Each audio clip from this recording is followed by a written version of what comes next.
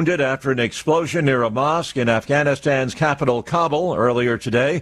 While the hospital confirming the number of casualties, a column of black smoke rose into the sky, and shots rang out several minutes after the blast in the city's diplomatic quarter. This kind of thing happens just about every Friday in Afghanistan. News and analysis, townhall.com.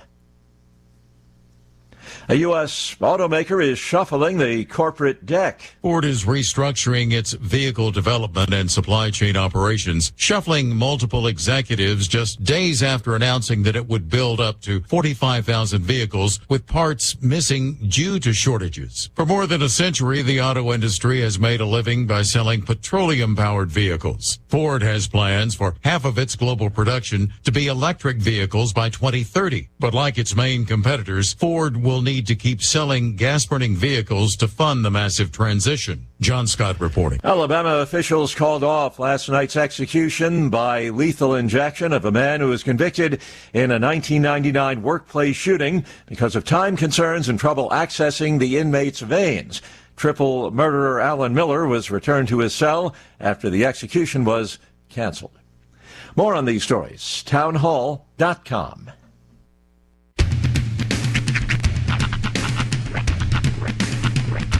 What in the wide, wide world of sports is going on here? I promise you, whatever scum did this, not one man in this force will rest for 1 minute until he's behind bars.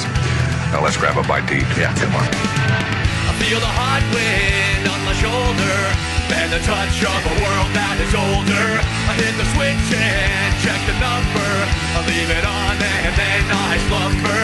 I hear the rhythm ringing through it. Flamenco guitar and cumbia music. I hear the talking of the DJ. The devil listen, what does he say? I'm on a Mexican radio.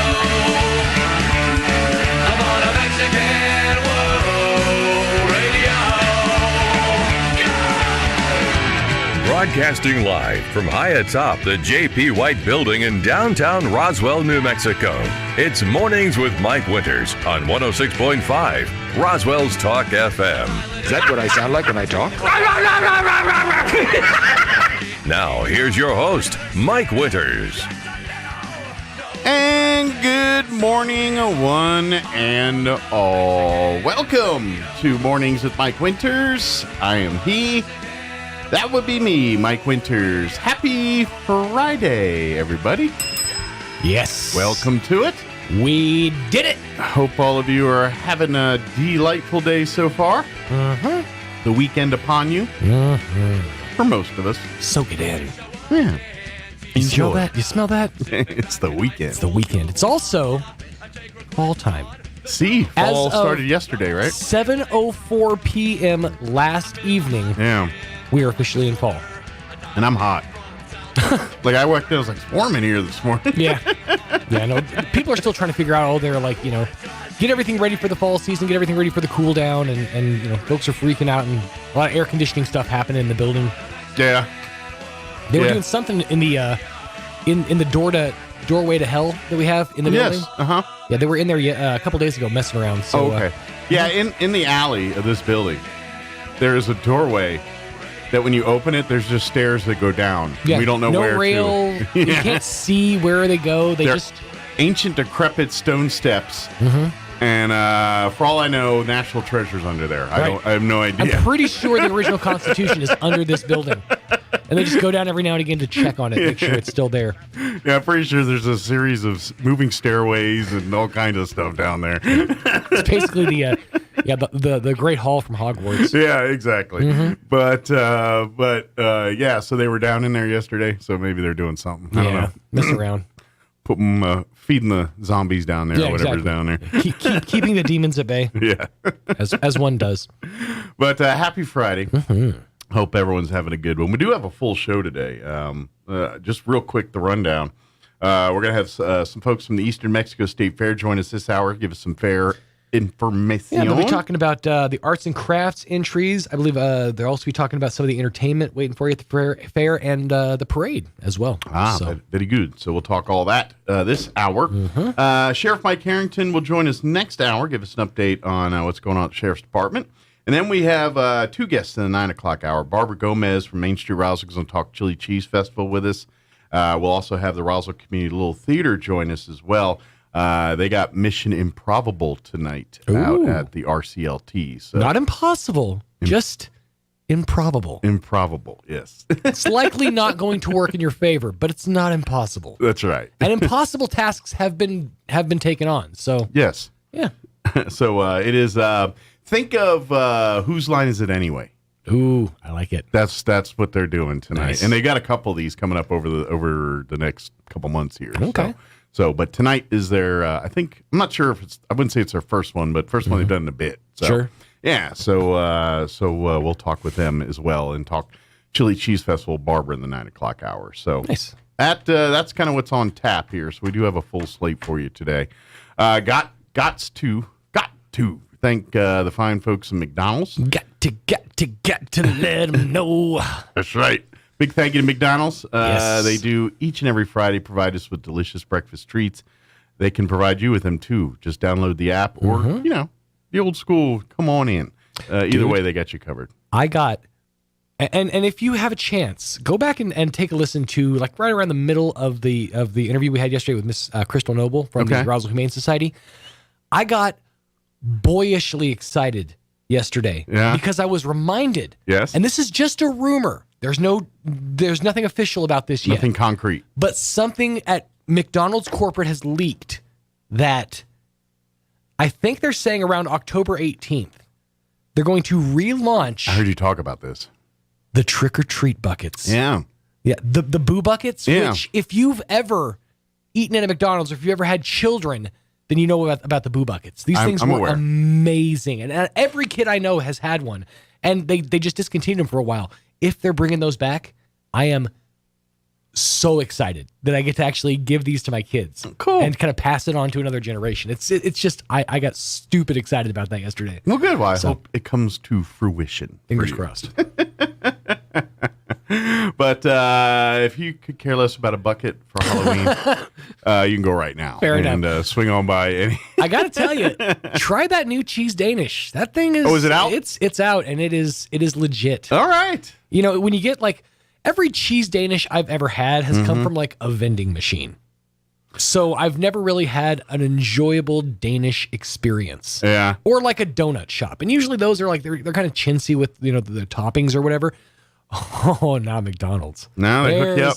Is a healthy dollop of the cream cheese filling in there. My first life experience with a cheese Danish happened from my parents. I told you this year. They used to, for a couple years there in my childhood, they used to get, you remember Doty's or Schwann's? Okay.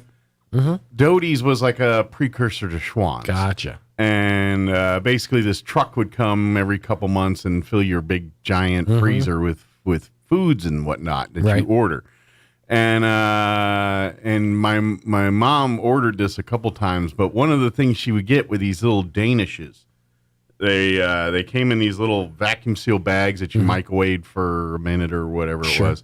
But there was two types. There was three types. There was the apple, there was a cherry, and a cheese. And then just regular cheese. And so there was the cheese had that white, the apple had the, brownish, whatever color, and then the red for cherry. You're like, oh, red one. You want a red one, brown one, or white one? You want red, brown, or white? Oh, some of the yellow. And that was your choices. Oh, is this for me? Ooh, look at a Danish corn cheese? Hand delivered. Yeah, look at That's that. right, because you weren't here last week when we got to try the Danish. I've been going back and forth to El Paso. Oh, that does look See, good. look how supple that is. There's a lot of topping there. Yeah. I'll take a bite real quick. There you go. By the way, download the app. It's fantastic for saving you money. It saved my bacon this week. I was low on cash and I had points, and sure enough, that paid for my lunch. So, all right, Mike's biting into the Danish. Yeah, that was good. That was a good Danish, right? Pretty tasty. That was a good Danish. I'm telling you, and the big thing is it's actually topping heavy, which is, you don't see in like the store-bought or like you were saying, the Schwann's delivery. By the way, something I wanted to bring up. The Schwann's truck, when you're a child, is the most disappointing truck on the planet. You think it's ice cream because truck? It looks just like an ice cream truck. It drives like an ice cream truck. They drive super slow. Everything about a Schwann's truck tells a child there are sweet, delicious treats coming at you at the ready, but they're not. You're like looking around for the window on the truck to order your pop, and ain't no window. Because I don't know if Schwann's trucks have changed since I was a kid, but they always had like all the stuff they had on the side and like a bunch of doors. So it always looked like they were like compartments. Yeah. So it always looked like, I don't know, like a compartment for a smoothie machine or something. I don't know what it was as a kid, but it was very disappointing. You're just expecting like ice pops or whatever to come popping out of something. This thing. Just like something sweet treat related, yeah. Although my first Otter Pops, which they didn't call them Otter Pops. They call them something else. Were they Flavor Aids? Well, something, but this was like at the dawn. Like maybe they were in existence prior to me, but I remember my mom ordering them from the Doty's guy, and they were just they were Otter Pops. They were longer though. They were thin, long ones. They were probably, I don't know, 1.5 long. Okay. I was a child, maybe. Right. They thought They they were seemed bigger. Then again, I mean, but I'd never heard of them or seen them until those. And then a couple years later, they blew up in stores and everything everywhere else. But I like to think I was in on the ground floor. You were R&D, research and development over here. The Otter Pop. I was going to say, you remember them being longer because you were a child, but also, I mean, everything looks bigger in your hands, right? This is true. I mean, this is true. I'll never forget when I was a kid, and we were like elementary, so this is probably first grade, kindergarten. And one of the kids was bragging about how he had this giant carrot car when he was younger. Okay. Like, it was the size of a car. Like, he was like, oh, this thing is great. And it was buried in his shed. Well, one day we got permission to go bury and dig this thing out of the shed. And it was like tiny. Like, it was bigger. I know it was bigger. It was bigger at the time. And he swore up and down. It was like the size of a Buick. Like, well, maybe it could shrunk. You got bigger. Yeah. But it was just kind of funny. That's awesome. Good deal. I think we have guests. I believe. I heard the phone ring. Yes. I didn't see Roy move, but I heard the phone ring. He's got to give me a thumb. So, all right. We got guests here. Talk Eastern Mexico State Fair. So let's do this. By the way, swing by any of your McDonald's. We got sidetracked on the cheese Danish. But food does it to me every time. Every time? That is pretty tasty. Get you one this morning. And swing on by any of your McDonald's. They got you covered. Download the app. With that app, you can order directly through the app, and you can have it even delivered. You can swing through drive-through, or order ahead and sit down and enjoy it there at your leisure too. So it's great. Download it. Plus, they've got exclusive deals available through the app only. No other way. And of course, you build rewards and get free food. So it's definitely to your advantage to download the app and utilize it early and often. All right, it is 7:17. We're going to go ahead and get you up to date on the weather.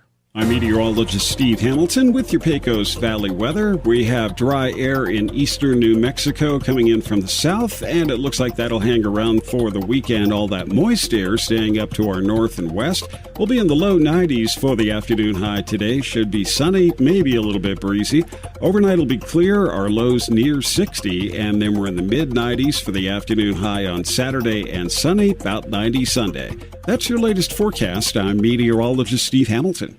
Thank you, Steve. Currently 61 degrees here in Roswell. Humidity is at 63%. Winds currently out of the southeast at 3 miles per hour. Sunny, 92 for a high today. Winds will be out of the south, 5 to 15 miles per hour. Tonight for football, looking at mostly clear skies. Overnight low of 61 degrees. Won't be that cool at kickoff, but maybe as you wrap up the game, it'll get a little closer to those temps. Winds will be out of the south, 5 to 10 miles per hour. For your weekend on Saturday, sunny, 94 for a high, south winds 5 to 10. Tomorrow night, partly cloudy, overnight low of 63 degrees. Winds out of the northwest, 5 to 10 miles per hour. Mostly sunny on Sunday with a high of 91. Winds will be out of the north, 5 to 15 miles per hour.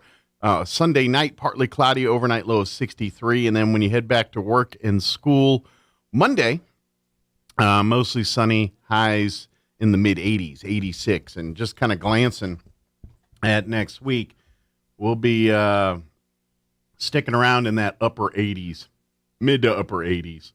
86 Monday, 87 Tuesday, 88 Wednesday, 86 Thursday. So maybe now that we're officially in fall, we'll start seeing us graduate down to the 80s instead of 90s every day. But we'll see. Well, it's New Mexico. Just as soon as you get settled into something, it changes around here. So that's just how it works.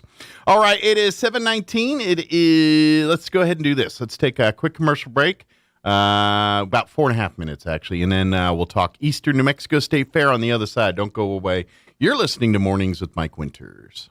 Here at the Tailgate Nation, we try to make our service department as friendly and convenient as possible. But sometimes you're just too busy to bring your vehicle in for the service it needs. So your friends at Roswell Ford have come up with a revolutionary new idea, mobile service. Instead of you bringing your vehicle to us, we'll come to you. That's right, the Roswell Ford mobile service crew can take care of routine maintenance and light repairs at your home, office, place of business, or just about anywhere your vehicle is. We can change your oil and filter, rotate your tires, replace your battery, change your windshield wipers, do a complete multi-point inspection, and more. Right in your own driveway or parking lot. And these are Ford factory-trained technicians who'll bring the right equipment, tools, and parts to get the job done correctly without interrupting your busy day. So how cool is that? Mobile service. Kind of makes you wonder why nobody thought of it before. Call the Roswell Ford Service Department to make an appointment. Then just sit back and relax. Jennifer here from Trustmark Roofing, and I know you've heard me say that you can trust Trustmark, but I want you to know what that looks like in real life. A few years ago, we installed a beautiful new roof for an older woman who was recently widowed. She was an artist, and colors were really important to her. So when she said she didn't like the color of a brand new roof, we took that seriously. She had picked the color and signed off on it, but I just kept thinking, if she's going to walk into her house every day and be disappointed, then we're just going to redo it. So we did. We ripped that beautiful new roof off and replaced it with a slightly different color, and she was thrilled.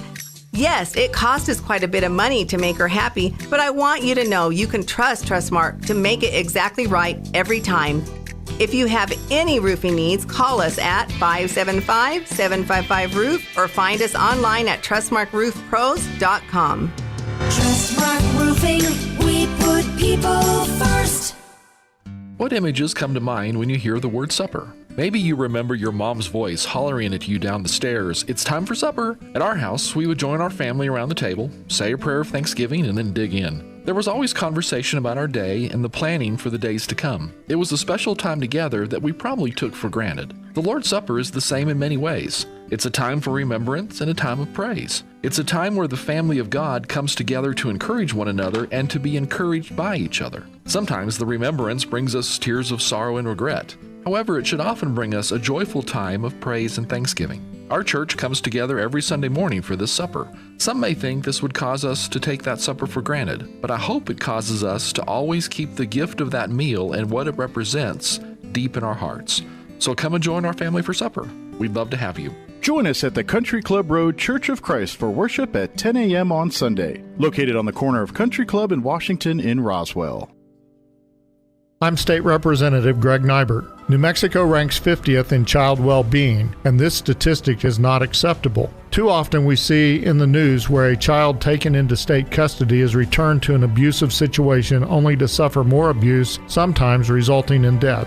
Chaves County is not immune. Chaves County CASA and its staff and volunteers understand the system and where things go wrong. I have met with CASA to understand how we need to create a better system of caring for abused and neglected children and to break the cycle of abuse. I listen to local experts and then engage the state agency at the highest levels. I will support legislation to bring about positive change. I ask for you to vote for me, Greg Nybert, to allow me to continue to be your effective conservative voice in Santa Fe. Voting begins on October 11th and Election Day is November 8th. Please vote Greg Nybert for State Representative District 59. Paid for by Greg Nybert for State Representative, Richard Taylor, Treasurer. Come on down. The Price is Right sales event is on at Roswell Nissan with a showcase showdown of amazing savings, like a 2020 Nissan Sentra for just $289 a month, 2020 Nissan Versa for just $249 a month, or a 2014 Toyota Avalon for just $219 a month. Plus 0 down and no payments for 90 days available. If you got a job, a bank account, and a down payment or trade, Roswell Nissan can make it happen. The Price is Right sales event all month long at Roswell Nissan, 2111 West 2nd. Don't forget to have your pets spayed and neutered. Here's a Mornings with Mike Winters fun fact. The Goodyear Rubber Company researched and concluded that shoes wear out faster on the right foot than on the left. To fix this, just walk backwards for half the day. Here's Mike Winters. And good morning. It is 24 minutes after 7 o'clock, and joining us this morning from the Eastern New Mexico State Fair Board, Leslie Robertson, back with us. It's been a while, but how are you doing today? It's been about a year. It's been about a year, yeah. I'm doing well. How are you today? Doing good, doing good. Well, exciting news. We are, about a week away, full on from the Eastern New 10-ish Mexico. days from the official start date. Really, Monday is like the 1 week out mark. Yes. But, but that this weekend, and next week here is going to get hot and heavy busy with the preemptive fair stuff. Absolutely. For folks that are going to be competing in the arts and crafts and, pretty much any of the shows. I mean, the animals and stuff they'll start bringing in next weekend. But like your foods and your arts and crafts and all the stuff that doesn't have to do with things with fur or feathers on it. Yes, no fur or feathers yet. Hold those. Yes.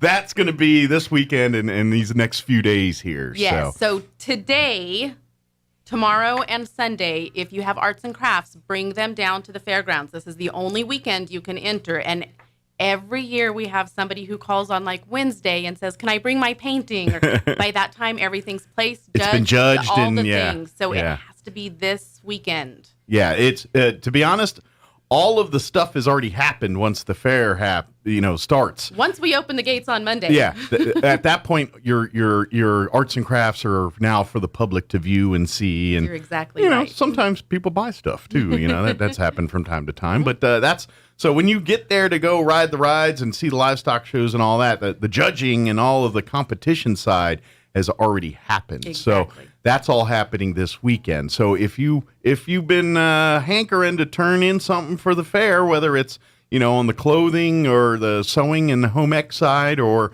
the fire up the oven or the grill here and start getting to cooking and baking and things, or if you're growing ginormous pumpkins or something like that, this is the weekend to do all that. This is the weekend for arts and crafts, except for the baking. Okay, the baking. Oh, that makes sense. Baking's next Saturday. That makes sense. Now it's not going to look so great when the public comes in to see Here's it. my week-old pie. Right. Judge it. Yes, have a bite. That makes sense. That makes sense. So 9 to 6 today, 9 to 6 tomorrow. Okay. And then 1 to 6 on Sunday. Okay. That's for the arts and crafts. Baking is next Saturday. Okay. From 9 to noon only. Good, and that's a smaller window because obviously freshness is of the essence in that particular category. But my best suggestion for folks, especially if you're kind of behind the ball on getting projects done. I mean, sewing and stuff. Unless you've done it recently and want to turn it in. But if you go to the fair's website, it's got the fair book there, and that's your official resource for all things fair when it comes to not only what time concerts are and things like that, but how judging's done, what are the requirements and rules and things to enter the various contests and things like that. What's required by you. So go to the website. It's real easy to remember. If you know Eastern New Mexico State Fair, it's the initials. There you go. ENMSF.com. You go there and it takes you right to the fair. One of your options, I believe, at the top there is Fair Book. You click that, and it's got everything you need. And we've made it a little bit easier to navigate this year. So the fair book itself is broken down. So if you are interested in entering your arts and crafts, you don't necessarily have to scroll through the parade information. Everything's on its own separate tab this year. To make so it it's a little easier to navigate and find and stuff. So, but if you got time, go ahead and peruse a lot of that stuff. That way you can kind of get inside scoop on all the different events and all the different activities and things that are making up this year's Eastern New Mexico State Fair, which celebrating 100 years. 100 this year, by Not the me way. personally, but the fair itself, 100 years. We're very excited about just tell people you're 100. People are like, no way. Great. You're going to be like Cher whenever walks around and everyone's like, immortal. Cher hasn't changed in 30 years. That's great. And the arts and crafts, everybody always thinks about the sewing and the painting and things like that. And absolutely, we have some very talented artists in Roswell. But there's also, models count as arts and crafts. Yeah. The Lego sets count as arts and crafts. Scrapbooking. Like, there's so much more to the arts and crafts department that Absolutely. people don't think of with their hobbies and things like that. Absolutely. So- By the way, I hear that the model railroaders are looking for some new blood to come and be a part of their organization. So if you're really into that, when you're out at the fair next week, Starting October 3rd. October 3rd. My dates in my head are messed up. Like, what is next week September still? Or I don't know. It's a mess right now. It just blends together. But when you're out there at the fair, be sure to go visit the education building and, of course, see all the stuff we're talking about. But there is that model railroaders. They call that place home all year round. All year. Yeah. So even when there's not fair going on, they're in there working on their next rail tracks and Absolutely, ideas and things like that. But it's a lot of people that have been doing it for a long time, and let's face it, we get older and things We need happen. some young blood. So we need some fresh recruits to kind of take over the hobby and expand on that. So if you're interested, come talk to them out at the fair this week. But same thing with the other stuff too. That education building, that's why I tell everybody, I think it's kind of the most underrated building at the fair. And it's historic. There's a lot of talent in there as well, and Absolutely. a lot of things that have been around for a long time. But a lot of people just seem to skip it for something. They'll go on to a livestock show or the commercial building or come out and eat a bunch of food and ride rides and not walk through the education building. And some of the coolest things you'll find at the fair are in that building. And that's anything from the ginormous pumpkins to all the different arts and crafts. And the part that I love is when you get into the rooms that have the artwork and things on it. Half the challenge for me is to just determine, like you look at artwork and it's beautiful, and then you look at a 9-year-old did it. Exactly. And then you look at another one and it looks equally beautiful and it's done by an adult, and you're like, man, I can't tell who's the kids and who's the adults. A lot of talent. And it's really cool. So for me, that's kind of the fun. It's like, man, look at this painting. Oh, a 9-year-old did that. That's amazing.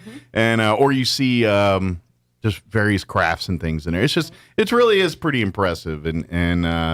And most people just get, they load up on corn dogs and spin around puke rides and then go home. Which, shout out for that too, because that's a pretty important part of the fair. Absolutely. But there's more to it. Absolutely. So come please, when make some time before you load up with the food or whatever and get too sluggish. Definitely walk through that area and see. You could easily spend hours in that building. Oh, absolutely. And by the way, there's swamp coolers and it's air conditioned. So in those times when it's like pretty warm out and you're ready to get in and cool off a little bit, good place to hang out and cool off for a little bit. Absolutely. Too, so. Yeah. But again, the fair book is your best resource if you're what's the different categories of all the different types of sewing and things and food stuff. That's where the fair book has got every category, so if you're wanting to enter one specific event or if you want to enter in a series of events or things like that, the fair book will tell you how to do all Absolutely. It'll tell you the things like, don't just bring your picture that you took, your photograph. It has to be mounted a certain way. So before you get to the fairgrounds and realize, oh no, I needed to have this on, the mount board or whatever it is. You go to the fair book, it'll tell you exactly what to do. Same thing with baking. You have to bring so many cookies because there has to be some for display and some for the judge to try. So make sure if you're going to enter any of those things, you check out the fair book first. Yeah, because even if you have the best quality thing, if you didn't do the rules correctly, you're disquasified. Right. And that's unfortunate. We don't want that at all. There's a lot of great prizes to be had. Absolutely. So. I've used to judge. I have judged like Kansas City Barbecue Society judging those kind. I've done that before, and I've seen where people had, like they used the wrong kind of like they put parsley or something there but there's certain ones in that world that you're allowed to use and certain types of lettuce you're not, and people didn't pay attention and they put that wrong lettuce in, and it's like they have beautiful ribs here, but we can't judge them because they got the wrong kind of lettuce in here. Right. I know it's silly, but that's the semantics of the rules. Right. And that's part of the competition. Can you pay attention to detail? That's and part the of it. prize is $100 for best of show. So you want to make sure that you have an opportunity to get in on that, especially, like I said, very talented people in Roswell. Absolutely. So, and really it's to keep it the same to you be like especially in like the photography and that and the painting and that type of thing. If you're getting the high dollar framing or doing something that goes above and beyond to enhance the picture, that might give someone an unfair advantage. Right. So to keep that based judging solely on the content of the picture as opposed to how much you spent at Hobby Lobby on a frame. Right. This is why they got to do that. The frame wins.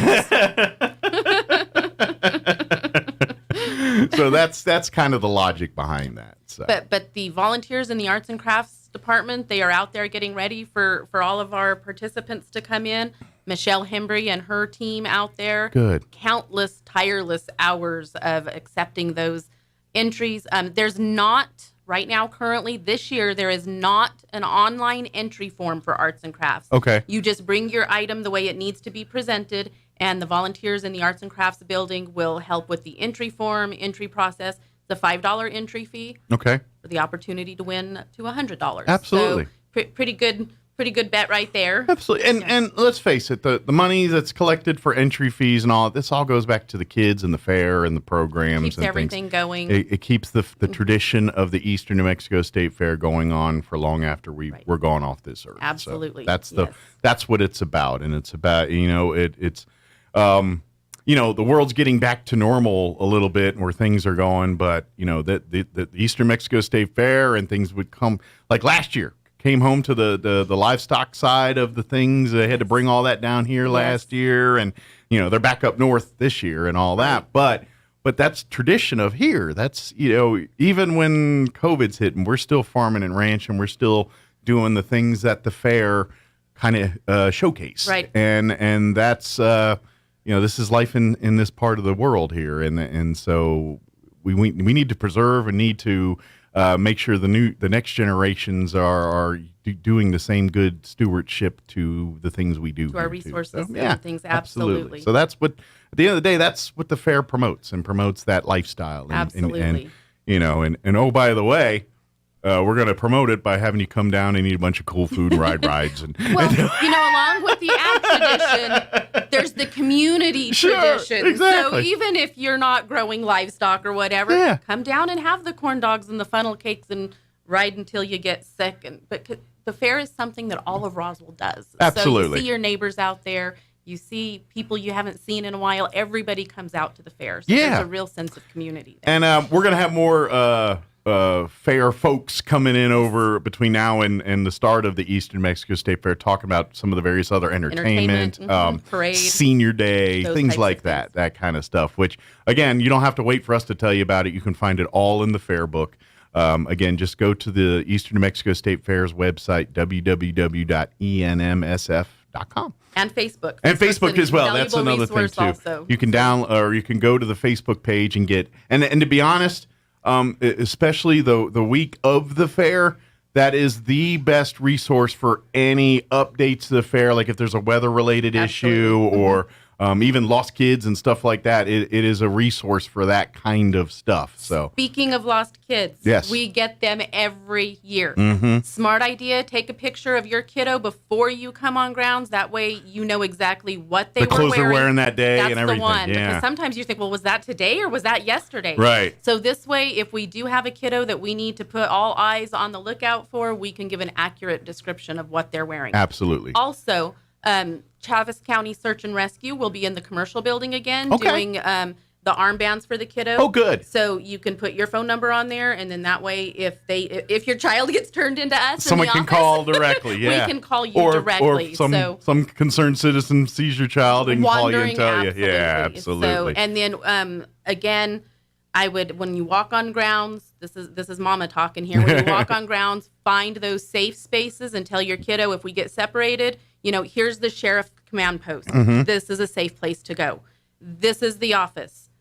go in and see the ladies in there. They'll keep you safe until we come find you. Absolutely. Yeah, have that plan. Yes. And even if it's like, okay, if we all get separated and you're like, where to go? Let's all know to meet at the ice cream shop or meet at some central location that everyone's, on board with or something. So yeah, but have that plan before you go through the gates of the fairgrounds here. And like Leslie's saying is take that picture. Mm-hmm. We all got our smartphones now. It's real easy, when your kids in the shorts and t-shirts and things are wearing at the fairgrounds. That way you say, kid's wearing this blue shirt, these red shorts, he's walking around. Last time I saw him, he's over by the Ferris wheel. And then we can also, we have the capability to send that out to the different first responders that are on grounds, our board members, our superintendents. If we have that picture, I can shoot that out to everybody. The fair has a very well-oiled process that because it happens every year, a couple times it's kind of expected. There's always a kid because it's a fair. There's 30 things to distract people, and next thing you know, you turn around and everyone's gone, and you've been staring at a corn dog or something for 5 minutes, so it happens all the time. And so they have a very just a process that works, because what happens as soon as reported, gates are shut down, so people can't. That way, the child can't just walk off. Yeah, so if we ever have to go into full alert, please be patient. Yeah. It's, we take our missing kiddos very, very seriously there. Yes. So sometimes we go a little bit overboard, Mm-hmm. but I'd rather do it that way. Absolutely. We'd rather go overkill, and it was no big deal than not treated seriously and something tragic happened. Now, your teenagers, if they're big enough that you're going to drop them off and say, hey, go to the carnival, we're not going to go on full alert for them, because I guarantee they are still on a ride somewhere, even though they were supposed to meet you 30 minutes ago. Yeah, they do what they want. I do what I want. You think you do. Right. And our paging system out there, all the time we have parents come in, can you page my 14-year-old? It's a carnival. They can't hear the PA system for things like that. It's shouting into the wind. It really is. Yeah. So it's just make sure that they keep tabs on their phones, so when you text or call them, that they respond back to you. Right. But also take advantage of the fair book, not just for these different information about entering and all that, but that way you can learn the information, like on the days you can get in for free, depending on, if you're a veteran or a senior or a student or whatever, these kinds of, take advantage of those special days and things like that, where you get to do. And a lot of times too, they'll have special events that are associated with those days that you can't do other days. Exactly. So like senior day, there's going to be some events that you can't do on Friday, for instance, and vice versa. So the fair book is probably, before you come out to the fair, you spend this next week just kind of rifling through the fair book and just seeing the different types of entertainment. If there's a certain concert that you want to make sure you don't miss, which, by the way, I think all the concerts are free with the admission to the fair. Mm-hmm. Once you pay to get on the fairgrounds, it's pretty much, now, of course, there's the carnival armband pricing and the food pricing and things like that. But as far as our concerts, free with the fair. Yeah. We have Dan the Farmer Man. He's going to be entertaining the kiddos. That's free with the fair. There may be a strolling mythical creature type dragon. Okay. So be on the lookout for dragons. Can he heat my food for me? Possibly. I just hold marshmallow on a stick and see if take one just in case. Have one handy. You want to be prepared. Sure. You'd hate to regret not having your marshmallow when the dragon comes by. I'd rather need it not, or have it not need it than need it not have it. Exactly right. But yeah, the fair is always just a fun week. It just is a lot going on. I guarantee it'll rain at least once during the week. It just Probably does. So. We just kind of invite that in, and it's difficult. And there's going to be a day where it's 100 degrees. That's just a guarantee. Check the weather before you come out. And also the website, invaluable resource, but it's constantly evolving. So even though you check it today, we are constantly adding things. So make sure that you frequently check Facebook and the website, because things are being added every day. Okay, yeah, very good. That's why we say like on Facebook and all that, because if it just changes too. And then something happens, weather event, we had to delay the show an hour or whatever, things, or someone's plane didn't make it, so we're gonna have to reschedule and things. Lots of moving pieces. There's always a few logistics thing happening there, but and I'd also just throw this little caveat, for future years. If you love the fair and love doing, they're always looking for volunteers to serve as a part of the fair, if not directly on the board itself, volunteering for the various committees or various projects that go on. Because the Eastern New Mexico State Fairgrounds is busy 24/7. And most people don't realize that we're a little bit a different entity than most fairs. It is a nonprofit. It is privately owned, so we are not owned by the city, or even though there's a working relationship there.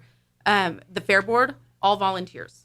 All of the people working so hard in the Arts and Crafts building this weekend, be kind to them. They are all volunteers. Yeah, they're doing this for the love of the fair. And the whole fair is volunteer based. There's only a couple of paid employees at the fair. Everyone else does it because it's a passion for them. Community, it's for the kids.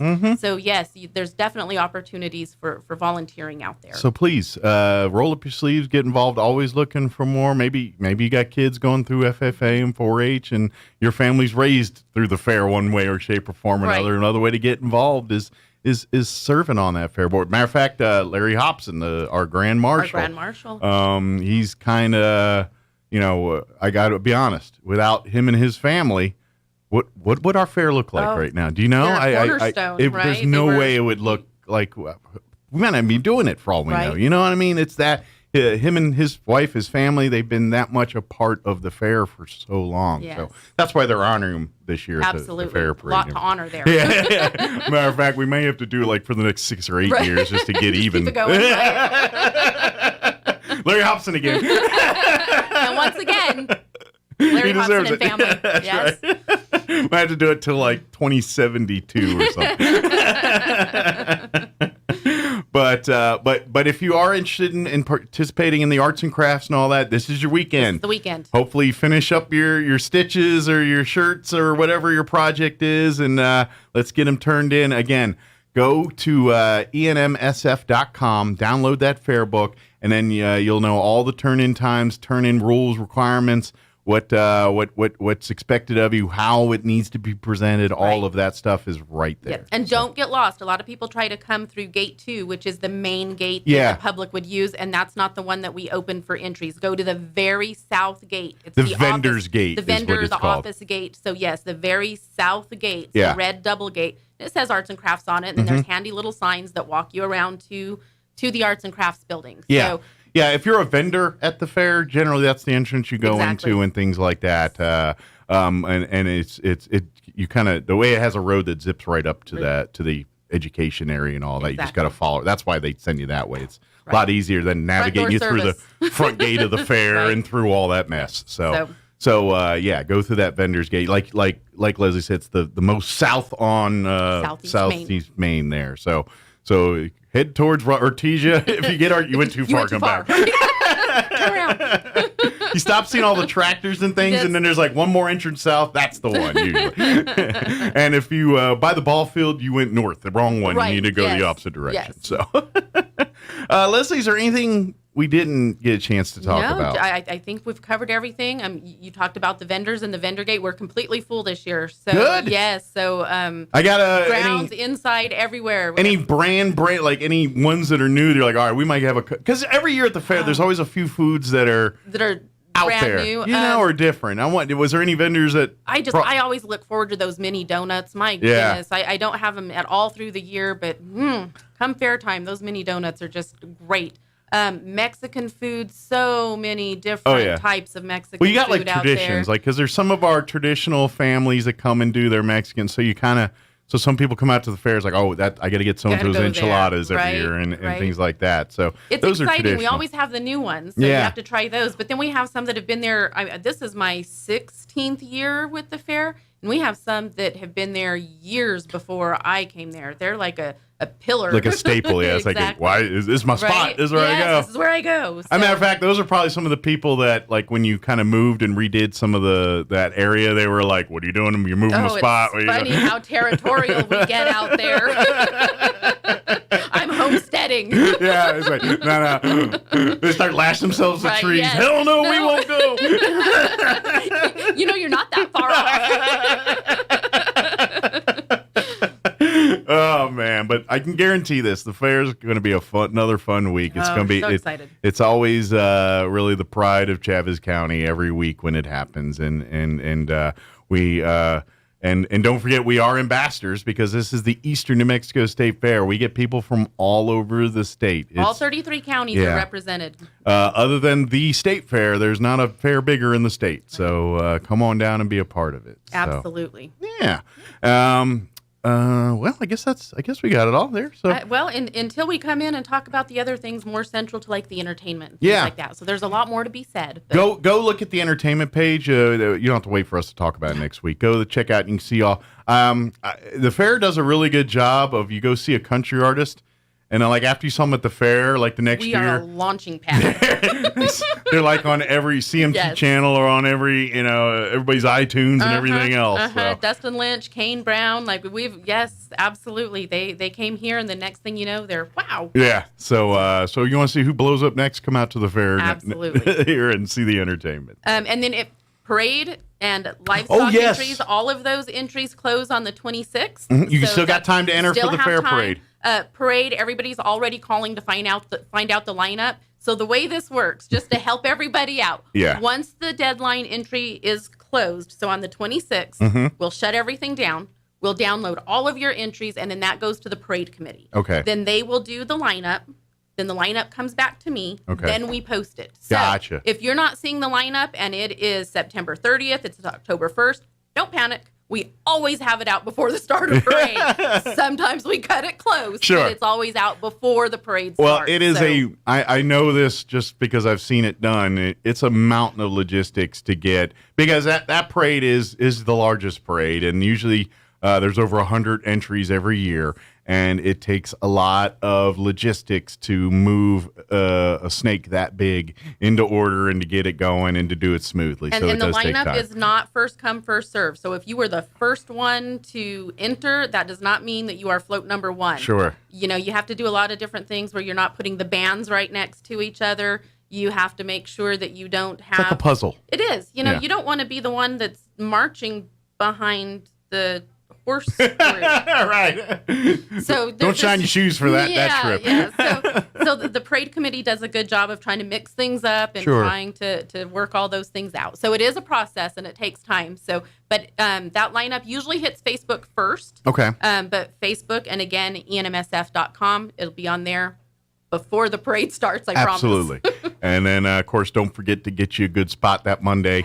Anywhere between the Wool Bowl and usually right around where Sears used to be there. Yes, the Ashley parking lot. Ashley home. Is it Summit? Summit, that sounds right. So. Yeah. That area. Yeah, right around that area. You get a spot anywhere. The Chavez County Courthouse lawn, that's the central. That's where the judges sit. That's where if anybody's going to do a performance per se, it's going to be right there. Absolutely. So, yeah. And parade participants, remember, the crowd loves their candy and their trinkets, and you are able to hand it to them. You are not allowed to throw it from No, we don't want kids running out in the street to grab it, and because that's a safety hazard. We've had issues in the past. So, loved it, bringing the candy, but have people walking along the side, handing it to the kids and to the people that want it. Absolutely, and wearing my mama hat again. If you are a team mom or somebody who has a youth entry, make sure you give them a potty break before the parade starts. It is a long route. Unless you incorporate a porta potty in your float. I'm not judging that. What if you disguise it as like the Keebler treehouse or something? Go. Why do those kids keep going to the treehouse? Right. I gotta pee. Perfect.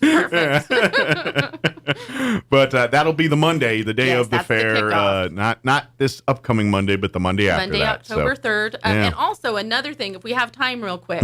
So the official kickoff for the Eastern New Mexico State Fair is Monday, October 3rd. But now our new carnival, they've been with us for a couple of years, so shout out to Wright's Amusements. But the Friday and Saturday before the fair officially kicks off, the carnival is open. So there's not gate admission. Okay. You still pay for your carnival armband, but there's no gate admission. Okay. You come in, but it is strictly carnival. So none of the other buildings, the displays, none of that will be open to you. But Friday and Saturday, the carnival will operate. Good deal. So, and I'm sure the carnival has some of their vendors for food and stuff. Yeah, they travel with their food vendors. Okay. So the ones that we have that are local or come in just for us, those will not be open Gotcha. yet. But the Just ones that their travel local with the carnival, Okay. so you can still get your corn chicken dogs, fingers turkey, and those all that. types Yeah, of yeah. things. So Chicken on a stick's one of my favorite ones that There they you do. go. I I don't know guess why. I've never had Chicken chicken on a tastes. It just tastes like fried, like a chicken strip, but when you put it on a stick, it just seems to taste better. I don't know why. I love the fair because we put everything on a Right. stick. I think it just makes me happier. It's on a stick. Put all my food on a stick and I'll be happy. And then deep fry it. Soup on a stick. Yes.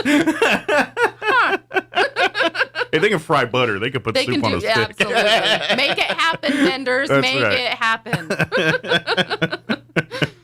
Good deal. So, again, go. Your best bet right now is go download and go look at the Eastern New Mexico State Fair website. Do all your research. Do all your planning and plotting on what you want to do for your week out at the fair, and then execute it here in about a week and a half or so. Yes, absolutely. Good deal. All right. Appreciate the visit. Have a great weekend. I know I would say don't work too hard, but Oh, no, there's none of yeah, next 2 weeks. That ship has sailed. Yeah, next 2 weeks. Like, what's daylight? I don't know what that Right. is. I don't Well, get to thank have you it. for having me. And Anytime. look forward to having more of our fair reps come in and talk their departments. Absolutely. Can't wait to have another successful fair this year. Looking forward to it. So, me too. Thank you. Thank you, Leslie. Thank you. It is 7:54. Let's pause for a quick, actually, your Wall Street business update, quick break as well. Don't go away. You're listening to Mornings with Mike Winters. With the Wall Street Business Report, I'm Bill Alexander. Stocks fell again Thursday, deepening Wall Street's losses for the week as central banks around the world hiked interest rates to fight inflation. The Bank of England raised its key interest rate Thursday by another 0.5 percentage point to the highest level in 14 years. But despite facing inflation that outpaces other major economies, it avoided more aggressive hikes made by the U.S. Federal Reserve and other central banks. The CEOs of the nation's biggest banks returned to Capitol Hill for a second day Thursday, and Senate Democrats strongly urged them to do more to help and protect their customers. The bank leaders testified at a time when prices for food and other necessities are the highest in decades. Ford is restructuring its vehicle development and supply chain operations, shuffling multiple executives just days after announcing that it would build up to 45,000 vehicles with parts missing due to shortages. For the Wall Street Business Report, I'm Bill Alexander in Washington.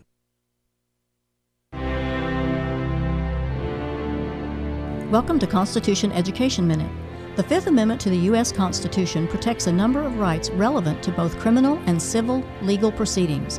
In criminal cases, it guarantees the right to a grand jury, forbids double jeopardy, and protects against self-incrimination, pleading the Fifth. The term for invoking that right, generally without having to suffer a penalty.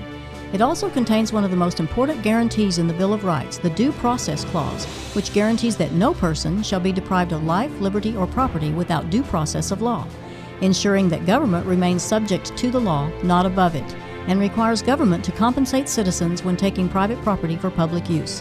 The 14th Amendment contains a similar prohibition to states. The private sector is not directly constrained by the Constitution. Learn and understand your rights in the Constitution. Protect and defend them so you won't lose them. Constitution Education Minute, sponsored by Republican Party of Eddy County. Score big during the Touchdown Super Sale on now at Roswell Honda with a roster of MVPs waiting for you to drive them off the lot. Get a 2013 Honda Accord for just $279 a month, 2016 Kia Soul for just $259 a month, or a 2013 Chevy Cruze for just $149 a month. Get a smartwatch and a 12-pack just for stopping by, an official NFL football with a test drive, and a Big 5 gift card with purchase. And sign up to win a 65-inch smart TV to be given away October 1st at 1 p.m. The Touchdown Super Sale on now at Roswell Honda. 2177 West 2nd.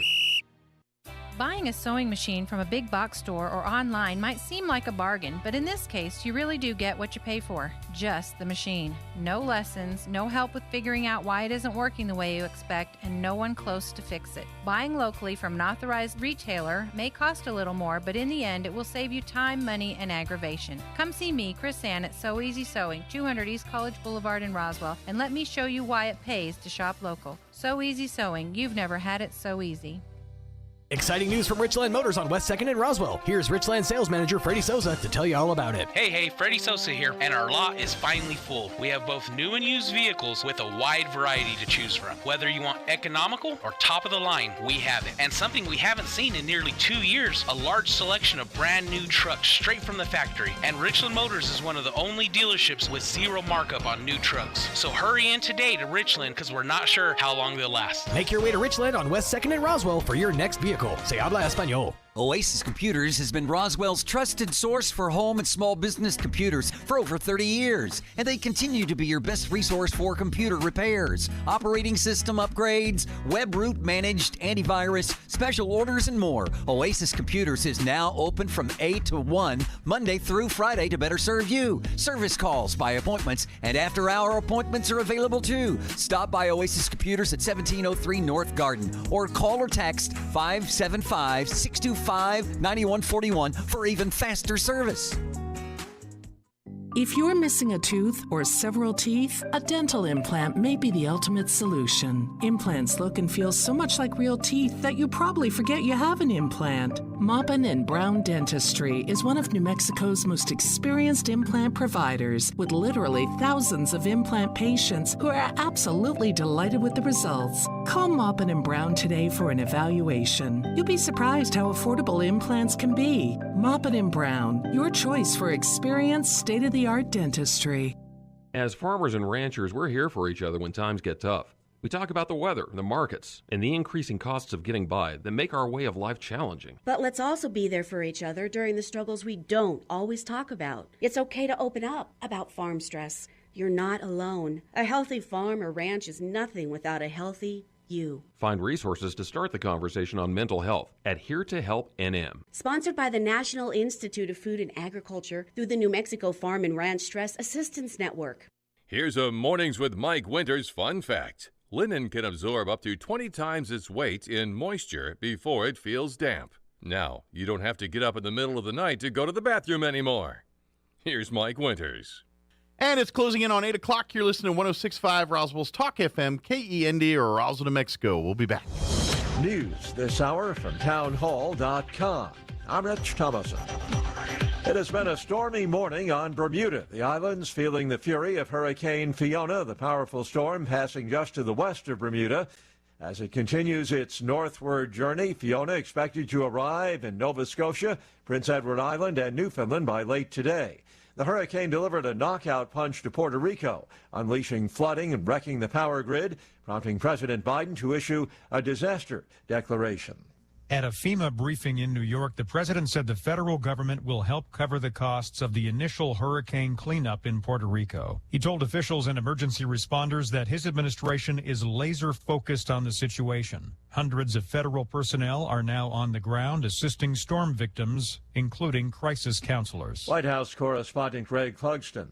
Up against a midnight deadline, Alabama officials called off last night's scheduled execution of convicted killer Arthur Miller because of time concerns and trouble accessing the inmates' veins. Russia annexation votes now underway in 4 Russian-occupied areas of Ukraine. The votes fly in the face of Ukrainian as well as international law.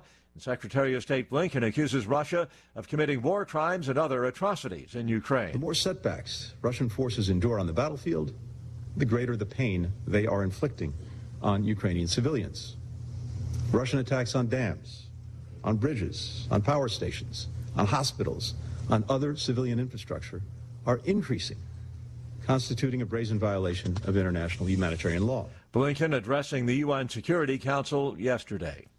There's a sell-off underway this morning on Wall Street. The key averages are off sharply. The Dow down 396 points. The Nasdaq is off 189 points. More on these stories at townhall.com. First, we decide where we want to go. Then we need to know the best way to get there. Hi, my name's Adam Barada. I'm the owner of Advantage Gold. We're the highest-rated precious metals firm in the country. We teach people how to own physical gold and silver. Now, we've won the Best of TrustLink Award 4 years in a row because we educate our clients on how to buy gold and silver the right way.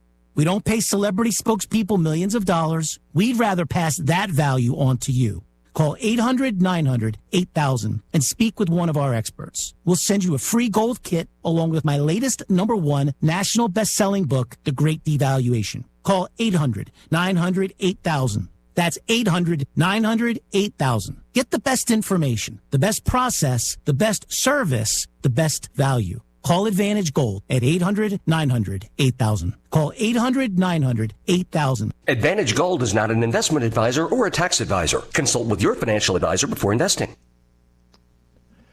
Boeing agrees to pay $200 million to settle charges of misleading investors about its 737 MAX airliner grounded after 2 deadly crashes. And a former chief executive, Dennis Muhlenberg, will also fork over $1 million. The 2 crashes within 4 months of each other in Indonesia and Ethiopia killed all 346 people on board, grounded the best-selling plane for 2 years, and identified problems that cost Boeing billions to fix. That was bad news for its investors, who the U.S. Securities and Exchange Commission focuses on protecting. In announcing this settlement, the regulator said they were misled by the plane maker and its former boss, who prioritized profits over safety. Neither Boeing nor Mr. Muhlenberg have admitted or denied those findings in reaching this settlement. That's the BBC's Jonathan Josephs. Muhlenberg was ousted from the company in December of 2019.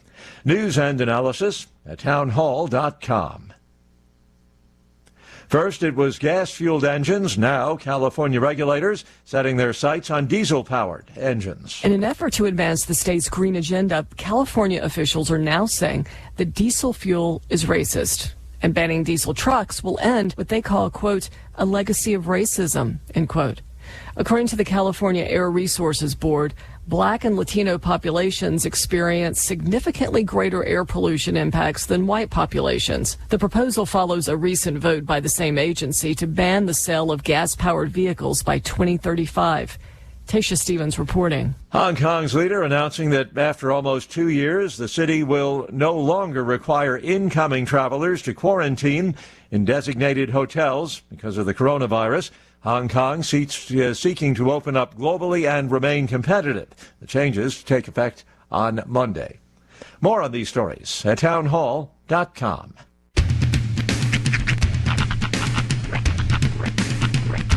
What in the wide, wide world of sports is going on here? I promise you, whatever scum did this, not one man on this force will rest for 1 minute until he's behind bars. Now let's grab a bite to eat. Yeah, come on. I feel the hot wind on my shoulder and the touch of a world that is older. I hit the switch and check the number. I leave it on and then I slumber. I hear the rhythm ringing through it. Flamenco guitar and cumbia music. I hear the talking of the DJ. The travel listen, what does he say? I'm on a Mexican radio. I'm on a Mexican radio. Broadcasting live from high atop the J.P. White Building in downtown Roswell, New Mexico. It's Mornings with Mike Winters on 106.5 Roswell's Talk FM. Is that what I sound like when I talk? Now, here's your host, Mike Winters. And good morning. It is 6 minutes after 8 o'clock. Welcome to hour number 2. The Deuce. Mornings with Mike Winters right here on 106.5 Roswell's Talk FM. Happy Friday. Mm-hmm. Happy Friday. For those not watching on camera, you totally checked the time. I did. Mm-hmm. I always check the time. Yep. There's certain constants in this world. I understand. One of them is I'm going to check the Sun time. is warm. Rise in the east, sets in the west. By the way, yesterday, and I think for the next, like today and tomorrow, well, it's not really going to matter much tomorrow unless you're a weekend warrior. Because of the autumnal equinox that we had yesterday, the sun is rising exactly in the east and setting exactly in the west. Why that's a problem for us here in Roswell is our roads are set up on a grid system. So pretty much every east and westbound road right depending now on what time of day you go. Real hard to drive down. Yeah. So bear that in mind. I know kids are good. You're taking kids to school right now. All the school zones are just a mass of activity. So and it's really hard to see pretty much anything happening. So extra slow down. Give yourself plenty of time to get where you're going. Don't nobody want to be speeding right now. This reminds me a couple years. It was about a year or two ago. This is back when my in-laws lived in Tucson still. Right. And we were going to do something for I don't remember. We were going to go visit them. But the plan was that after I got off work on Friday, we were going to drive to Tucson. That was the plan, and that's what we ultimately did. Sure. However, never pick late afternoon as the time to drive to westbound Tucson. Yeah. I'm pretty sure I burned off some of my retinas driving there that day. I was like, no matter how many sunglasses or how many visors, my eyes were just like hurting after that trip. Yeah, it's a nightmare for me because I'm one of those people that I can't wear sunglasses. I know clip-ons, whatever. I can't pull them off, so I don't. So I just have never worn sunglasses. When I want to do a bit, I'll wear the sunglasses over my regular glasses, but I've never had suns. So yeah, it's extra nightmarish for me. Yeah. Mm-hmm.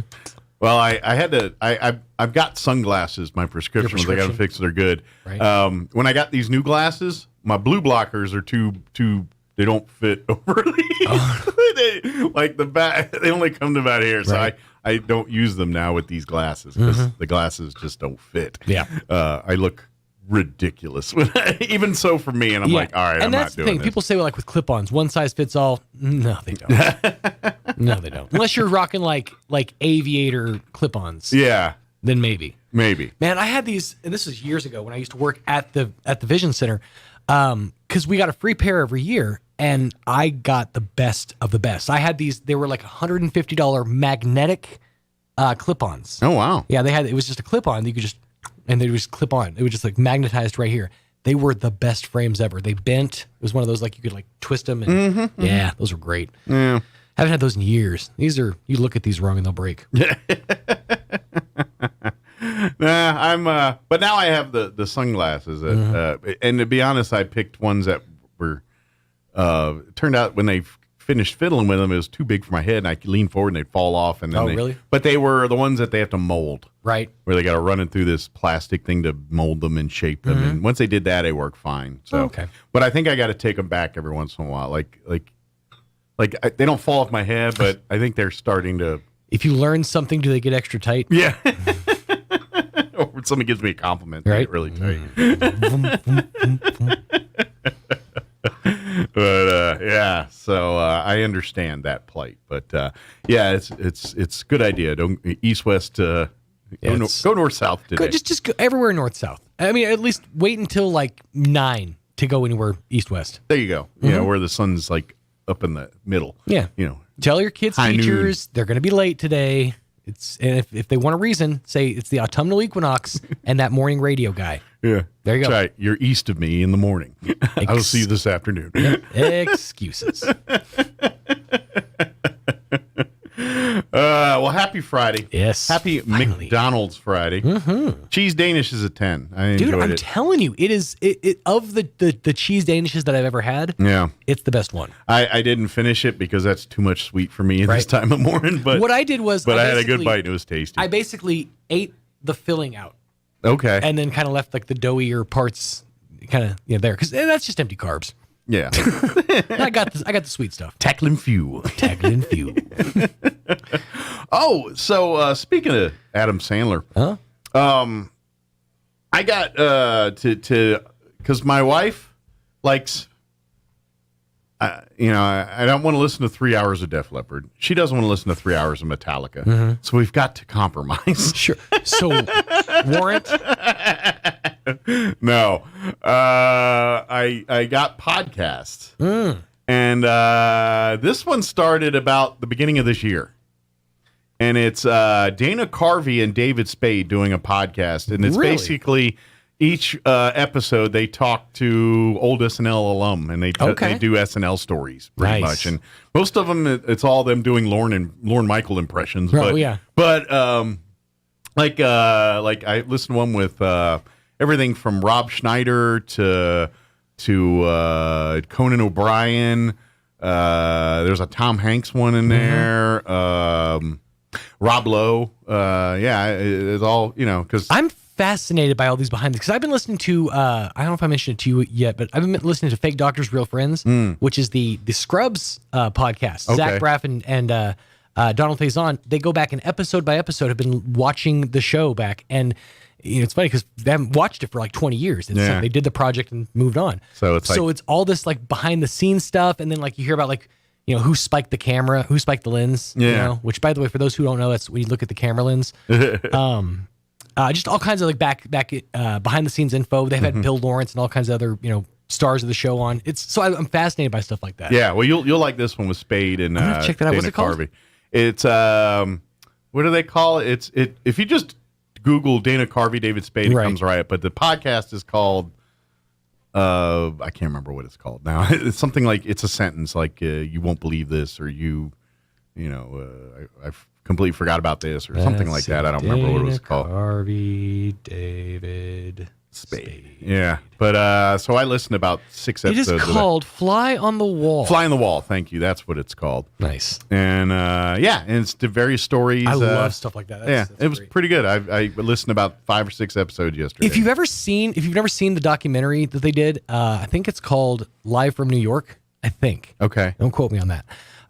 It's basically they took the episode that John Malkovich hosted. Okay. And you see everything from like start to finish. You see all the behind the scenes stuff from like the day that the guest host gets to the set, which is Mondays. Then all the like how the writing works, how they like stay up overnight and stuff. And it's just everything all the way up to the final the episode where you kind of just see him running around and scrambling to make it all work. And it's I love stuff like that. Oh, they had one with Mike Judge. I didn't hear all of it, but I heard a hunk of it. Really? It was a good one, too. I do. Cool. Yeah, because he had SNL Yeah, and I think he worked... Milton. He worked with... Milton. He also worked with Robert Smigel. Yes. Who was Smigel was part of SNL, too, I think, as a writer. Smigel was real big with the because they mentioned him a lot. Yeah. The TV Funhouse stuff was all Robert Smigel.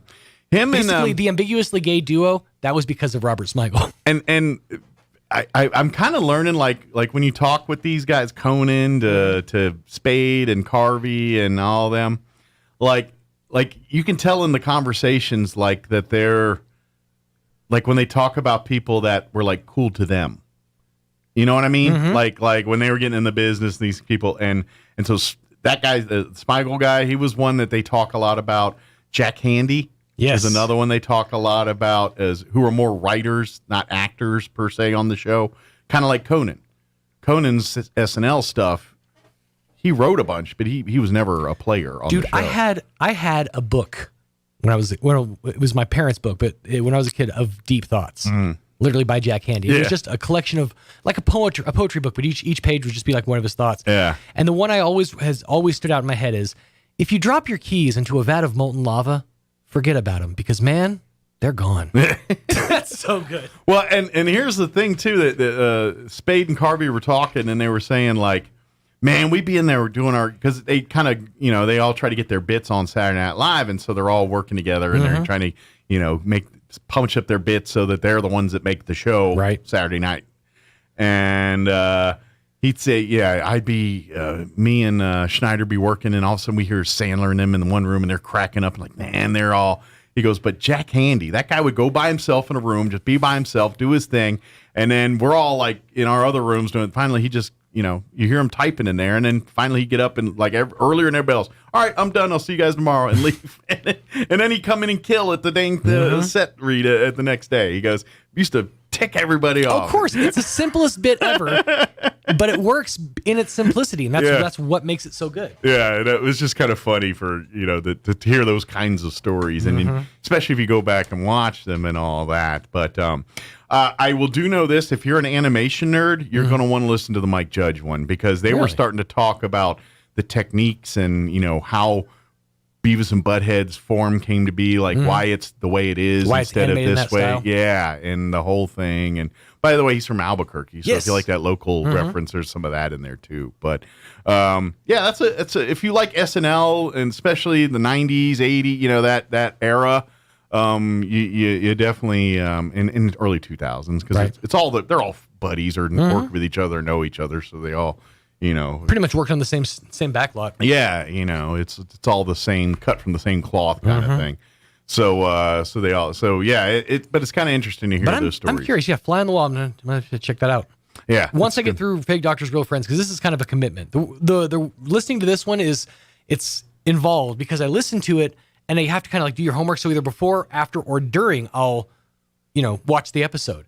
Because in this podcast, he'll be like, here at 4:43, you'll see that two of the members of the choir we hired spiked the lens, and I want to see that stuff. Like that's how I found out that they had a taxidermy dog, Rowdy, in the show Scrubs, and they had never seen this, but they noticed that on the set there was a full food bowl down. So that means that in kayfabe, Turk and JD went to the store and bought a bowl of a dog food bowl and dog food for their taxidermy dog. That's just chef's kiss detail. Love that. Well, and that's half the fun with some of these shows is catching Easter egg like type things in all that stuff, and some shows were laced and full of them. Oh yeah. Others not so much. But yeah, I love the little pullbacks or callbacks or homages. As I've been listening to it, I am desperate for them to do one of these for Community. Like, I would love to hear Dan Harmon and, like, Joel McHale do a podcast where they just break down every episode of Community. Just because there's so much to unpack. I would like that. Is there enough? Oh, I'm sure. Enough content. Is there enough people that can get along to pull that off? I would think that if they do it in the format like they're doing now, like if they had, let's say Joel McHale and, I can't think of the actor's name, Danny Pudi. Okay. The guy who plays Abed. If they had those two get together and or Troy and Abed, now granted, Donald Glover is incredibly busy right now, so he probably don't have the time. But like a Joel McHale and like a Danny Pudi, it'd be fantastic. And their chemistry would be really good too, I think. Although that show Atlanta, which is Glover's other show, this is the final season of that. Oh, is it really? He's done with that. At least that's the advertisements. The advertisement of the final season of Atlanta. Oh wow. There's getting ready to run or is running right now. But so I don't know what's next on his. Of course, he probably did these a year ago. Oh yeah, and he's got he's doing his Childish Gambino thing with music, so he's booked. He's got enough on his plate. Oh yeah, but I would listen to a Community podcast. I'm really curious to check out Fly on the Wall now because I've checked out a bunch and I think there's like 60 of them up there right now. Or they do like one a week. Okay, they're pretty on. If they do it episode by episode, we're going to be here for a while. Yeah, well, it's not episodic per se. Right. Like we're not doing. But it's stories from behind. Yeah, the scenes.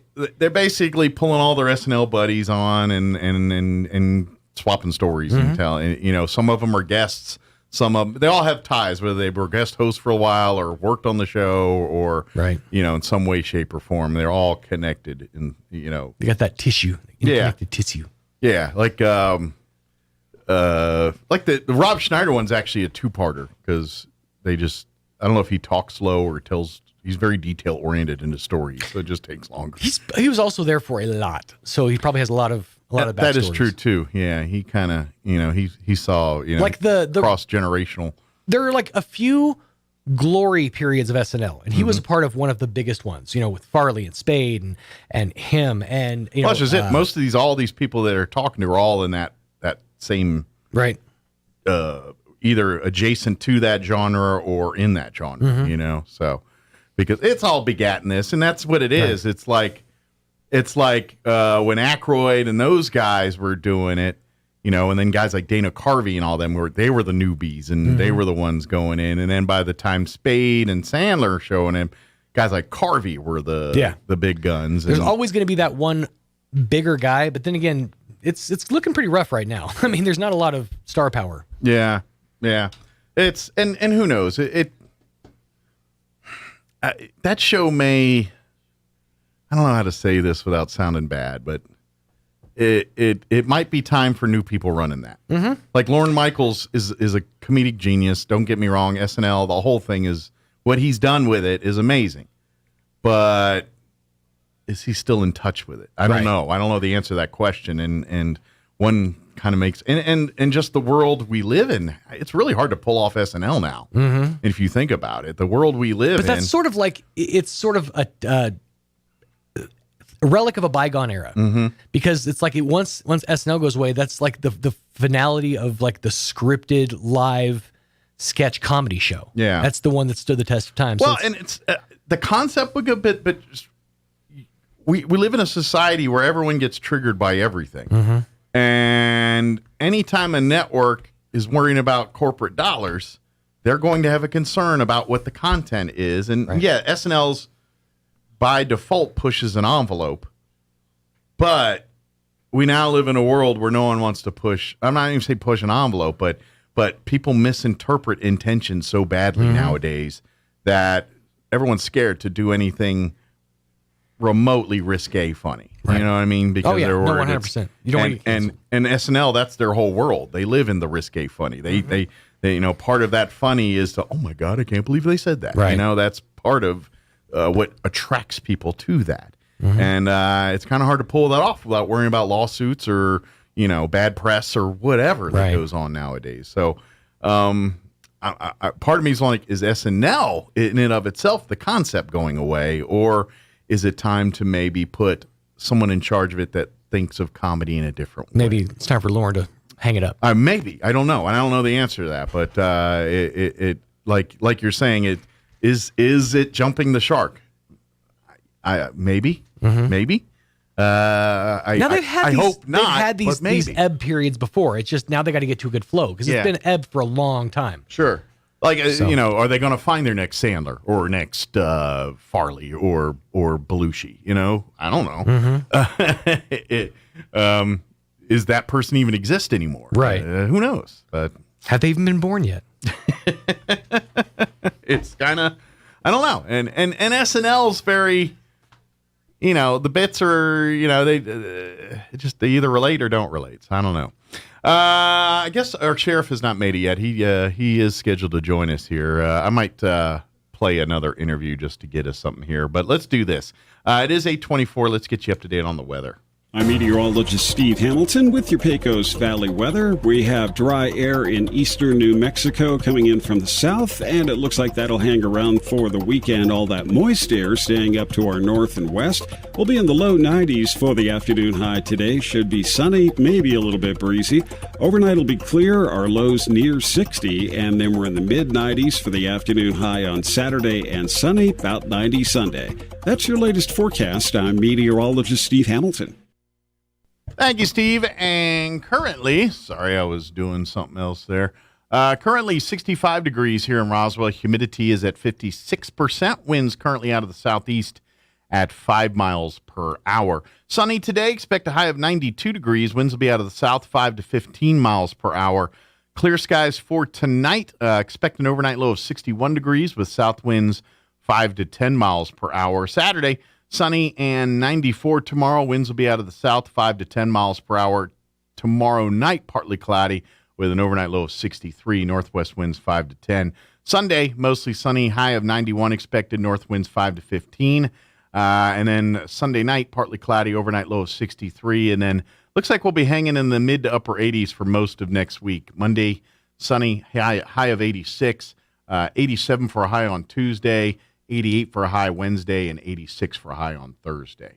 All right, it is 26 minutes after 9 o'clock. We're going to take a 4-minute break. We'll be on the lookout for the sheriff, but if the sheriff doesn't make it, we'll come up with a backup plan. I'll tell you more about it on the other side. But if sheriff's here, we'll just talk to the sheriff. So either way, we'll have something for you next. Don't go away. Come on down. The Price is Right sales event is on at Roswell Nissan with a showcase showdown of amazing savings, like a 2020 Nissan Sentra for just $289 a month, 2020 Nissan Versa for just $249 a month, or a 2014 Toyota Avalon for just $219 a month. Plus 0 down and no payments for 90 days available. If you got a job, a bank account, and a down payment or trade, Roswell Nissan can make it happen. The Price is Right sales event all month long at Roswell Nissan, 2111 West 2nd. Don't forget to have your pets spayed and neutered. What images come to mind when you hear the word supper? Maybe you remember your mom's voice hollering at you down the stairs, "It's time for supper." At our house, we would join our family around the table, say a prayer of thanksgiving, and then dig in. There was always conversation about our day and the planning for the days to come. It was a special time together that we probably took for granted. The Lord's Supper is the same in many ways. It's a time for remembrance and a time of praise. It's a time where the family of God comes together to encourage one another and to be encouraged by each other. Sometimes the remembrance brings us tears of sorrow and regret. However, it should often bring us a joyful time of praise and thanksgiving. Our church comes together every Sunday morning for this supper. Some may think this would cause us to take that supper for granted, but I hope it causes us to always keep the gift of that meal and what it represents deep in our hearts. So come and join our family for supper. We'd love to have you. Join us at the Country Club Road Church of Christ for worship at 10 a.m. on Sunday, located on the corner of Country Club and Washington in Roswell. At LeGrand Funeral Chapel, we believe that every funeral should be a reflection of the life it honors. The joys, the triumphs, the faith, the family, and so much more. For us, no detail is too small, no request too big. This is Rosa Aguilar. When the time comes to choose a funeral home, we hope you'll let us serve your family. At LeGrand Funeral Chapel and Crematory, we make it personal. There's at least one thing most New Mexicans agree on. Our schools have a long way to go. That's why Governor Michelle Lujan Grisham is breathing new life into public education with initiatives that support our children from their first baby steps to promising career paths. Like expanding in-home family services, early childhood and pre-K, so thousands more kids will go off to school healthy and ready to learn. And attracting new teachers by raising salaries to the highest in the Southwest. It's already paying off by recruiting hundreds of new teachers to our classrooms this year.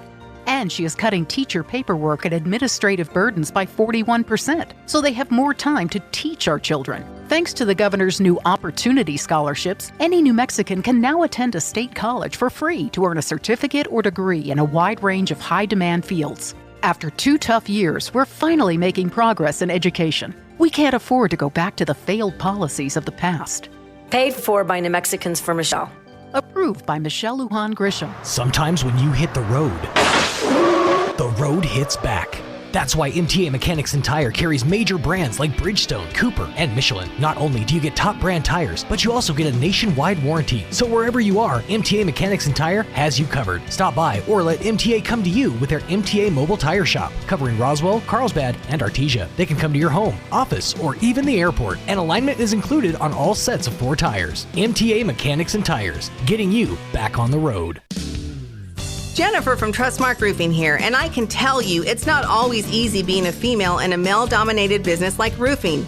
I remember one time I was at a meeting to bid on the roof for a local college, and it was me and 13 men.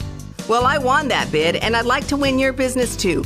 My dad was a contractor, and I've been around building and roofing my whole life. I'm licensed and bonded, and I've forgotten more about roofing than most roofers ever knew in the first place.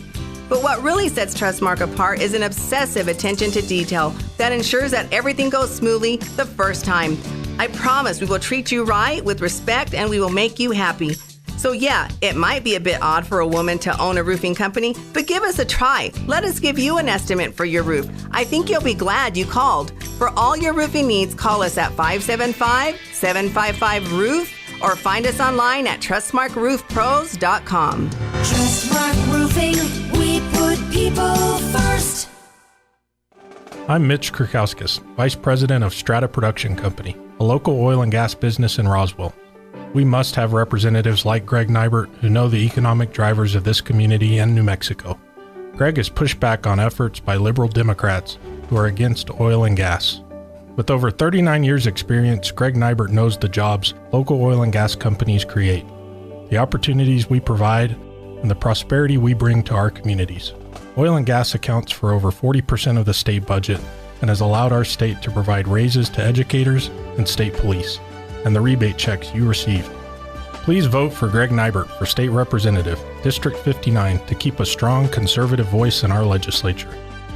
I'm Greg Nybert, and I ask you to please vote for me for House District 59. Voting begins on October 11th, and Election Day is November 8th.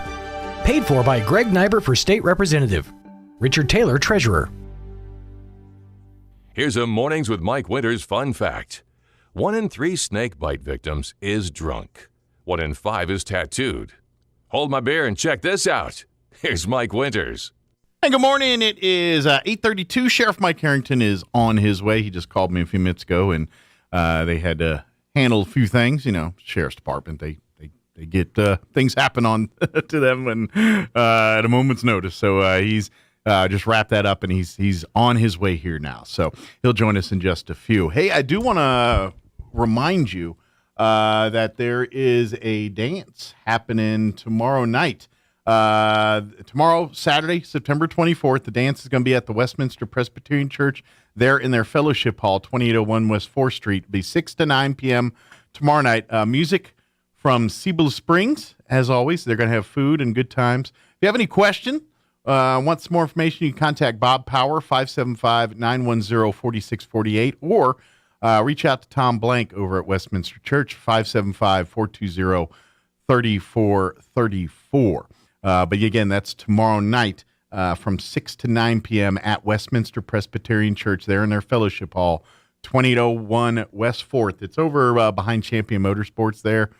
You know, we're talking about right there off of Sycamore and all that's right there behind all that. You can't miss it. You'll see the church there. Go on in and kick on your dancing shoes and have a good time out there. Hey, also, I've been playing back and forth. We're trying to get a hold of of this lady here, but Marisol, we had her on a while ago. Tai Chi for arthritis and fall prevention. Well, she's doing her classes again. They're actually going on right now here in September. They're doing the all-level Tai Chi, including beginners. Mondays and Thursdays, 6:30 to 7:30. They're doing that all through September. Cost is $56. In October, they're doing all-level Tai Chi again. So if you want to pick it up here in October, October 3rd, their next one will be the 26th, and then they got one on the 29th of this month, and then in October, beginning on the 3rd, and then they'll have some more. And then they'll do beginning Tai Chi for arthritis and fall prevention. They'll do that here in October as well, Mondays and Thursdays there. If you have questions and want more information about Tai Chi for health and for fall prevention, reach out to Marisol by calling her at 575-626-7150. Again, that's 575-626-7150. Or you can shoot her an email, healthfirst, 1st, at yahoo.com. Or you can check out her website, too. TaiChiForHealthInstitute.org is all one word there. And or just, Google in all that, and they'll be able to get that information to you. So come on in, Sheriff. Remind me tomorrow on that one. My computers tell me it wants to do something there. It is 8:35, and joining us in studio this morning, Sheriff Mike Harrington back with us.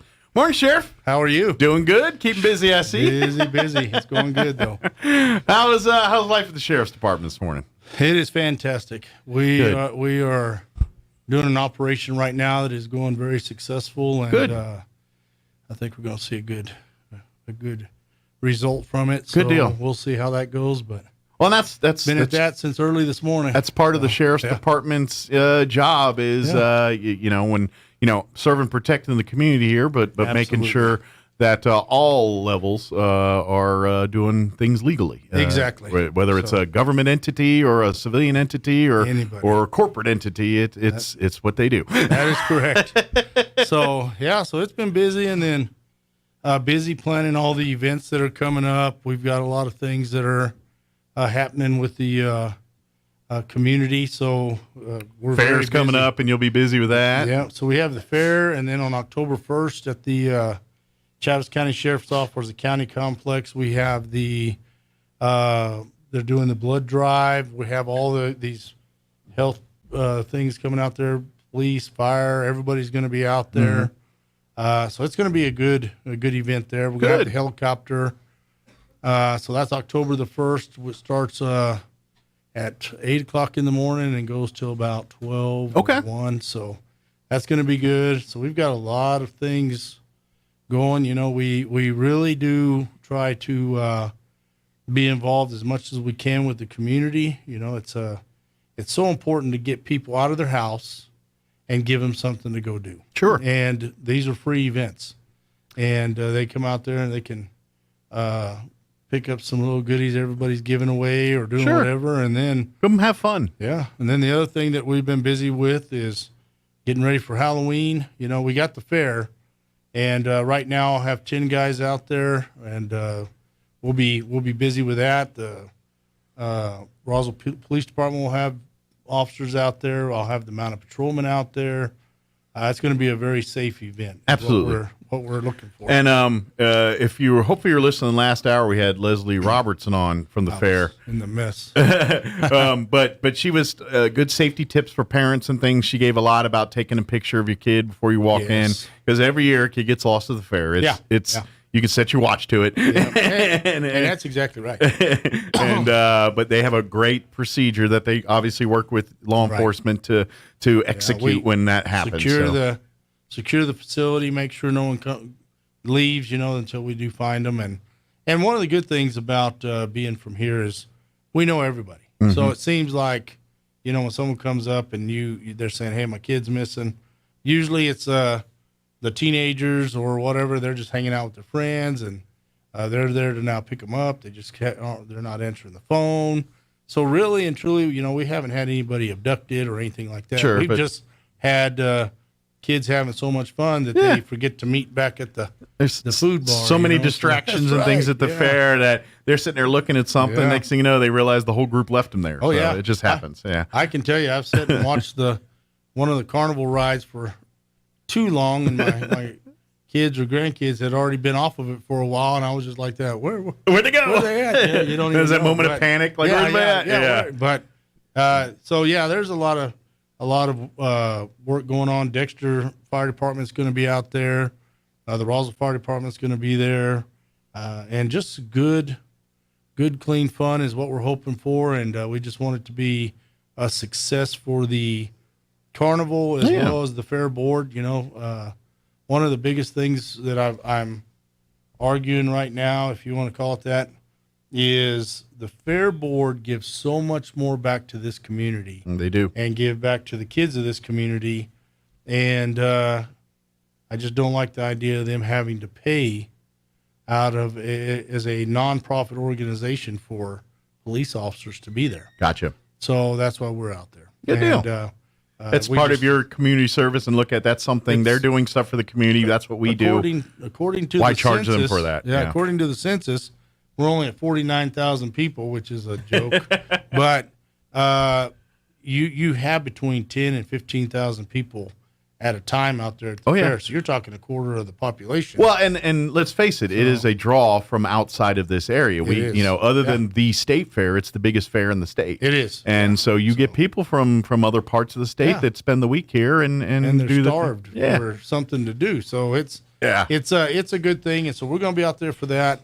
And then after that, we have the Halloween that's coming up, and we've been getting candy donations. We're still asking for more candy because we have so many events that we want to attend. Yeah, and you guys literally give out thousands of pounds of candy over the Halloween weekend, I think. Thanks to the people. And, we also have adopted Pecos Elementary School. Good. So we bring the entire school over. The county has to. We set up our building like a haunted house, and all the kids come over and they go through there, and we give out candy for that. So we've got a lot of stuff that we're involved in. My deputies are doing a great job. I still have 4 positions that are open right now. I was about to ask. I was like, I thought I heard on the news the other day that you had quite a few openings at the department right now. We had 10, and I am hiring people and great people. I've had 2 officers that have come back, or 2 deputies now, that have come back to me after either going into the National Guard or going and doing some other stuff. Okay. They've all come back to they had to go to basic or whatever. Yeah, well, actually, they just went to do it full time. Oh, okay. And so then now came back, and then the other one went to another agency and decided that wanted to come back to us, and we're just thankful to have them. Sure. And then grass wasn't always greener sometimes. That's right. That's exactly right. And right now the state police just got a big pay raise. Well, it's a 16% or whatever they said it was. So there's with the governor's agenda is to get 1,000 new state policemen. So they're taking officers from other agencies. That cuts into your supply and the Roswell Police Department supply. And it's just a matter of time before they get there and they realize, you know what, we may not make as much money, but we bring home more. Sure. Because at the sheriff's office, we don't pay into Social Security. We don't pay as much for our health benefits. The benefits at the sheriff's office are unbelievable. Sure. And so your take-home pay is going to be more, even though you don't make as much money on the books. Sure. And I would imagine, too, is just because a state-run versus county-run, procedures and things are going to be probably a little bit different and things. And so the way the state does it versus the way the county or the city, for that matter, does it may not be the same. And that and might what be they handle. Yeah. You know, the job description is a little bit different, but in the end, we're lucky enough that the individuals that they are taking from the sheriff's office as well as the Roswell Police Department and surrounding departments, they're still going to work in this area. Yeah. So we're thankful for that. Yeah, they're local people that are dealing with local people. Yeah. Yeah. So we're doing good on that. We're testing this next Thursday, and I've got quite a few people who are going to be out there for that. Good. If they're interested in coming to work for the Chaves County Sheriff's Office, you just go online, chaviscounty.gov, and fill out an application, and we'll get you in the process. Absolutely. You know, so. Yeah. But yeah, it's a lot of stuff, and we have entered.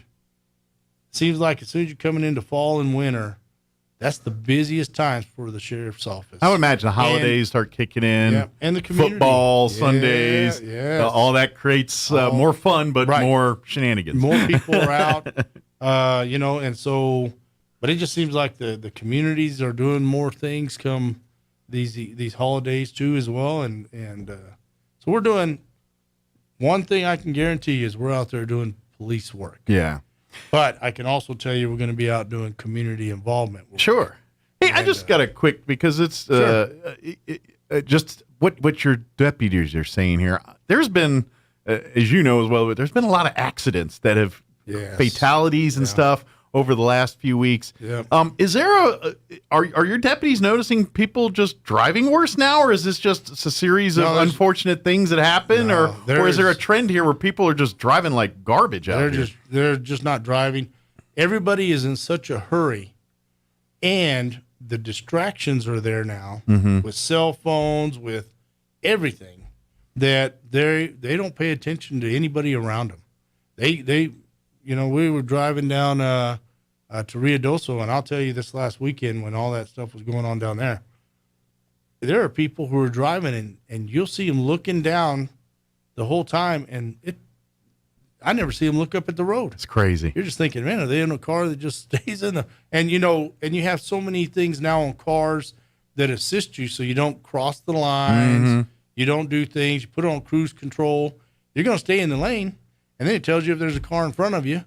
So people, there's no paying attention to nothing. Yeah, that's scary. And it is scary, and especially when you have young kids that are out there driving, and they're invincible. Yeah. They really believe they're invincible. And then you add a little bit of alcohol to people, they become invincible.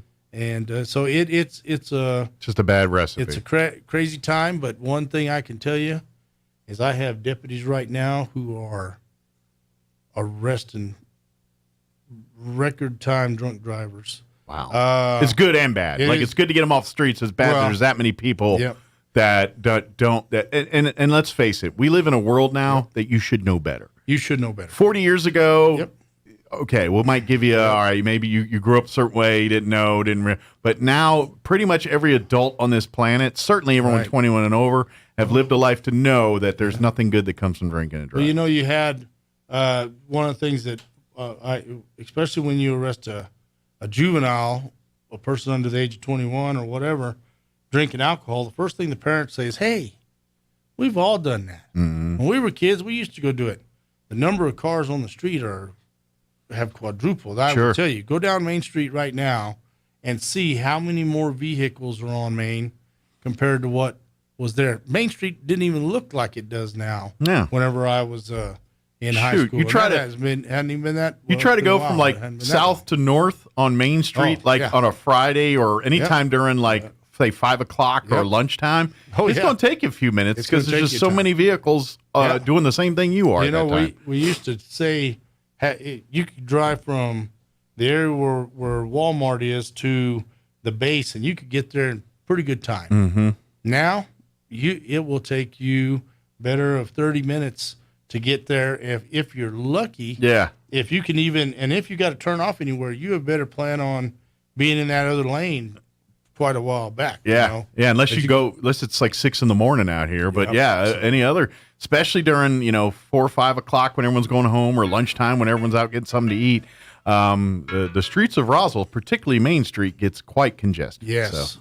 And I'll tell you, this morning I was out early, 6 o'clock in the morning, and even earlier than that. But it's just unbelievable. Even at that time, there's cars out. But more importantly, to me, it was like a scene from The Walking Dead. There are so many people out walking around at that time of the morning. Just aimlessly going places. Just aimlessly going. Yeah. I don't even know what the heck they were doing. Right. Why? But it seemed like every road that went down, there's somebody out walking, and it's not because they're out exercising. Mm-hmm. That's their hours of operation for them. Yeah. And so we've got an influx of homeless people. We've got an influx of drugs in our community, fentanyl and these other things that are coming in that are just scrambling the brains of individuals and causing them to become really walking zombies. Yeah. And we've got a problem. And that's some of the things that I've been addressing is mental health issues and anger issues. Yeah. That's you guys are probably out of a job if they could nip those in the bud. Yeah, that's right. And like I told them, in all fairness, and and for me, like I said, that's the one thing is we have job security. Yeah. But I'd gladly give up this job if all that went away. Yeah. But I know the reality of it is that it's going to get worse before it gets better. Sure. But we're on the path to better. Yeah. Now we're just kind of getting them all moving around and ruffle them up a little bit so that they can know that we're around, getting ruffling feathers with them, because they're that's at the end of the day, that's what your deputies are doing. They're helping people that need help. Yeah. But when it's time to be the authoritative person in a situation, that's what you do. But at the end of the day, it's like, look, if you're a drug addict, we're not here to throw you in jail because you're a drug addict. We want to help you. No, that's right. It's because you're a drug addict and beating and robbing people that we have a problem with. That's exactly right. Because let's get you off the drugs, but there is a penance for the fact that you just stole this or beat up this person or whatever you did. And this is a lesson that every single human being needs to learn. Yeah. There is consequences for your decisions. Right. It's just like mom and dad. They love you. Sometimes they got to give you a spanking. Yeah. That's just the way it is. Everything you do impacts something, and positively and negatively sometimes. Yeah. And you've got to weigh those things. And at the end of the day, you're going to have to accept responsibility for the decisions you make. You can't blame it on your parents, your kids, or society, or the color of your skin, or anything else. You've got to own up to what you did. Well, that's the world that we're living in right now. There's blame, accusations, and just hate. And I'll give you an example. Church on the Move gave me a donation of $10,000 for law enforcement purposes. Got you. And helping with equipment, helping with training, helping with whatever may need to be. Sure. They kind of gave you a carte blanche. What this is, how it could best serve the sheriff's department. Go do use this to better your deputies and better the law enforcement within Chaves County. That's what that's about. But they didn't just give it to the sheriff's office. They gave money to all sorts of individuals. Everybody. They are a given church. And are so thankful for them. Sure. Because as good as the county is to us, they cannot give us everything that we need. Yeah, that would the be money impossible. is not there for me to be able to go buy a drone. Not if you want to have a road to drive down, That's or right. Or your trash gets picked up, or any of the other things that the county does. Yeah, so there's a lot of things that the county has to do. Yeah. So they give us the money for the salaries of the deputies. They give you the money for equipment and stuff, but they can't get you the things that are more expensive Sure. than what. You'd love to have every deputy outfitted to look like RoboCop with the latest gear and gadgets, That's but exactly right. no one on the planet can afford that. That's like our drones. Both of my canines, they were donated. Yeah. All of those things were donated. It's all community-driven stuff. It's all community-driven that comes from different businesses throughout Chaves County, as well as people. People donate money to the Chaves County Sheriff's Office for us to be better equipped. Believe it or not, we are under the firepower, the equipment, everything that we have. We are chasing the tail of the bad guy. He has better stuff than us. Sure. And not that they go and buy it. They've just taken somebody who had it. Mm-hmm. They took their stuff. So they might have better stuff, or they do have better stuff. So we're just chasing the tail. Mm-hmm. But we are coming into a more equipped time. And because I can tell you, working with the sheriff's office for as long as I have, this will be my 27th year, I can tell you equipment was hard to come by. Yeah. Vehicles were hard to come by. And thank God that we've been able to get the capital outlay money and other things, and the county hasn't had to purchase those things. Good. Yeah. So, because if so, we would have only got one or two cars maybe a year, or every other year. Yeah, and that won't cut. That doesn't do it. So, for me, in 4 years' time, we've had this. I think I've got 26 vehicles plus 3 more on the way. Mm. And so we have done just good ballpark. stuff. What's the average service life of a police patrol cruiser? You're looking on probably you're putting 200 miles a day. Okay. So we want to anything over about 130,000. We want to push it. Gotcha. Into a different division. Gotcha. And the reason is just because these are. Well, you don't want a car leaving a deputy stranded in the middle of nowhere because they're drove transmission hard. dropped on it. So they're drove hard. They are fast. Acceleration, deceleration. Everything is just worn. Going cross country in them, everything is just worn out. Gotcha. So do you get what? 2 years maybe? Yeah, we get maybe 2.5 years. Okay, about 2.5 years. And sometimes 3, depending on, and like I said, that's on the patrol side of things. Gotcha. Then we'll move it over to a different division. And there's times, like I said, that we've had to go as much as 5 years and driving cars that had 170,000, 180,000 miles on them. But putting 200 miles a day is a lot of miles. Absolutely. And it's a lot of work on those parts. It's a lot of work. A lot of the oil and all Yeah. the stuff. It takes the car to go. And so we get the oil and all the maintenance done every 3,000 miles. You get everything done. Tires, we run through Tip-top tires. maintenance on them. Yeah. So we good stewards of the vehicles- equipment. Yeah. but- Vehicles treated very well. Yeah, for what just it's the designed work to it do. does. Yeah. Yeah. Just the work it does. Yeah. So we are thankful that we do have people who donate us money, and like I said, it's so important to make sure that the deputies are safe and really and truly have That's the the most upper hand. valuable equipment that the Yeah. sheriff's department That's are right. the people. That's it. Yeah. That's all I care about. Absolutely. You're darn right. So please support. Like I know you got Yeah. the Friends of the Sheriff. That's a great organization that does Yep. help raise funds and Yep. get the word out about different things for the Yep. community and kind of that little bit of a conduit too for the sheriff's Yeah. department That's as exactly a right. resource as well. So please get involved with that. Yep. I know COVID put a big kibosh, but the Police Explorer stuff, is that something that's back in the future I am coming? looking or- to get that back as Okay. soon as I can. one of my things is being 10 officers down there at one time. You didn't have anybody who could to run the program. Yeah, but now I'm getting all that back. Good. And the sad part is a lot of my explorers are now so much older. They could be deputies. If you see them, you're like, gosh darn, how much you've grown in just this short time. You know? But yeah, so I'm working on doing that. I've got a lot of things in the works.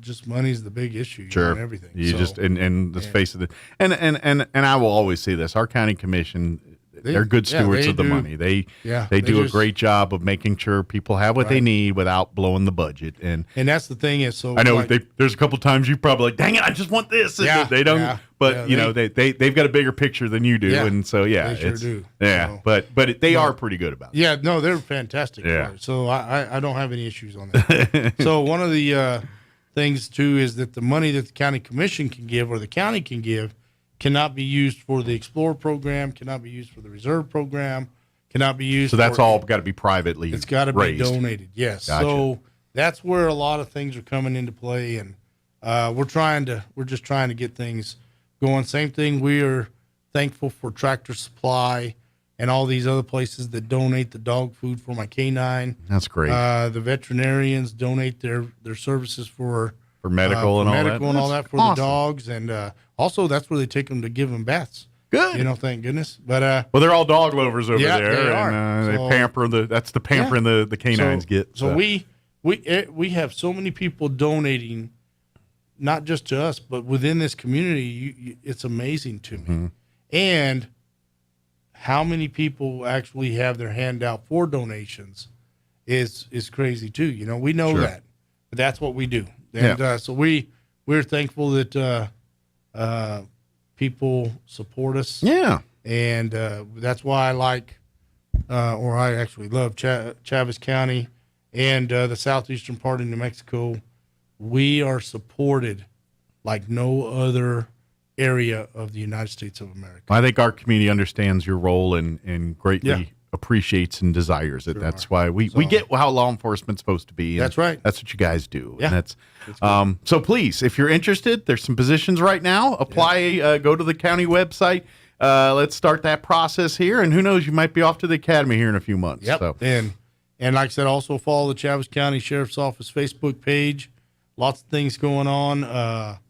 And we do greatly appreciate you and anything we can do to help, anything. and any obviously any words to the public we need to get out. We're happy to help out. So thank you, Sheriff. Don't work too hard. I'm sure you got a few more fires to put out here in a couple minutes. Right He's like, got another fire on my way to now. So we'll let you get to that. Appreciate your service. Thank you. Tell every deputy we're praying and appreciate what they do for us, and can't wait to see them out in the fair. We'll buy them a corn dog or something. Yes, absolutely. Oh yeah, chicken on a stick or something.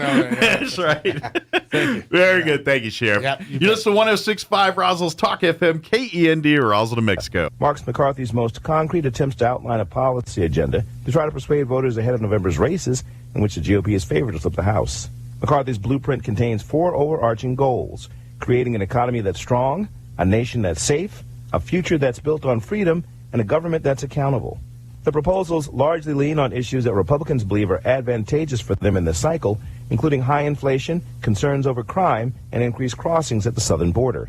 Bernie Bennett in Washington. Hurricane Fiona roared past Bermuda this morning, passing just to the west of the island, bringing heavy rains and tropical storm force winds.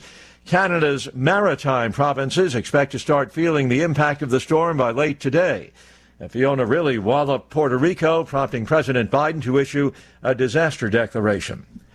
With so much fentanyl flowing into the U.S. across the open southern border, the Los Angeles Unified School District is taking action. Superintendent Alberto Cavallo says that Narcan will be made available to students who overdose. Over the past few weeks, our system has been deeply impacted by the injury to some students and the death of at least one student as a result of an unacceptable level of availability of narcotics, of opioids in our community. The superintendent heard on ABC 7 Los Angeles. There is a big sell-off underway this morning on Wall Street. Right now, the Dow is down 469 points. More on these stories. Townhall.com. Hi, I'm Al Abaroa, founder of Knight Strategic Wealth. Inflation is a problem, markets are volatile, and the risk of running out of money in retirement is real. That's why I love annuities, and you should too. Your financial advisor doesn't want you to know that with our annuity strategy, when the stock market goes up, you earn a market-linked return that locks in every year, and when the stock market goes down, your annuity won't lose a dime. There are no unnecessary fees, and it works for your investments, money at a brokerage firm, or even money at a bank. It's simple, it's safe, and you should only invest if you learn the facts. And that's why savvy investors work with us. Want to learn more? Text FREE to 833-898-0500, and we'll send our retirement readiness kit directly to your phone right now. If you want to use safe, low-fee annuities to build a retirement portfolio that will go up with the market and never lose money, get our retirement readiness kit today and see how this strategy can help secure your future. Text FREE to 833-898-0500. Text FREE to 833-898-0500. Iranian state TV suggests the death toll in protests over the police custody death of a 22-year-old woman has risen to more than 24.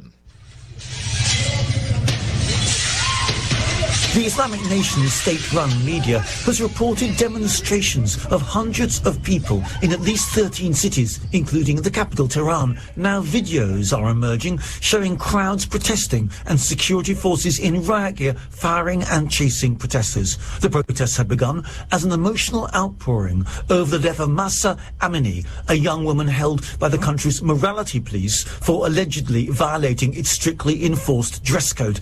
In a further development, people in Tehran and some other cities are planning to hold a counter-protest rally after the Friday prayers. I'm Charles de Ledesma. The new British government announcing a sweeping plan of tax cuts aimed at boosting the economy. Townhall.com. Legal wrangling over a deadly Missouri rail accident. BNSF Railway says in a federal lawsuit that victims of an Amtrak derailment in Missouri should be required to seek settlements through arbitration rather than filing lawsuits. 4 people died and dozens more were injured when an Amtrak train collided with a pickup truck near Mendon, Missouri on June 27th. BNSF owns the railroad tracks used by Amtrak. BNSF says in a lawsuit filed Tuesday that victims who bought tickets agreed to terms and conditions that include binding arbitration agreements. The company also is seeking to have any lawsuits filed in state court delayed until the federal court rules on the arbitration issue. Keith Peters reporting. Voting is underway in Russian-occupied sectors of Ukraine, with people supposedly free to decide whether they want to join the Russian Federation. The referendum runs afoul of Ukrainian and international law.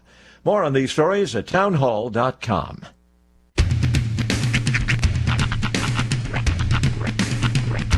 What in the wide, wide world of sports is going on here? I promise you, whatever scum did this, not one man in this force will rest for 1 minute until he's behind bars.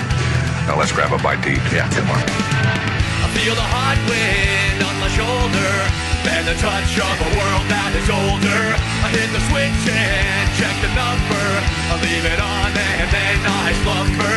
I hear the rhythm ringing through it. Flamenco guitar and cumbia music. I hear the talking of the DJ. The travel listen, what does he say?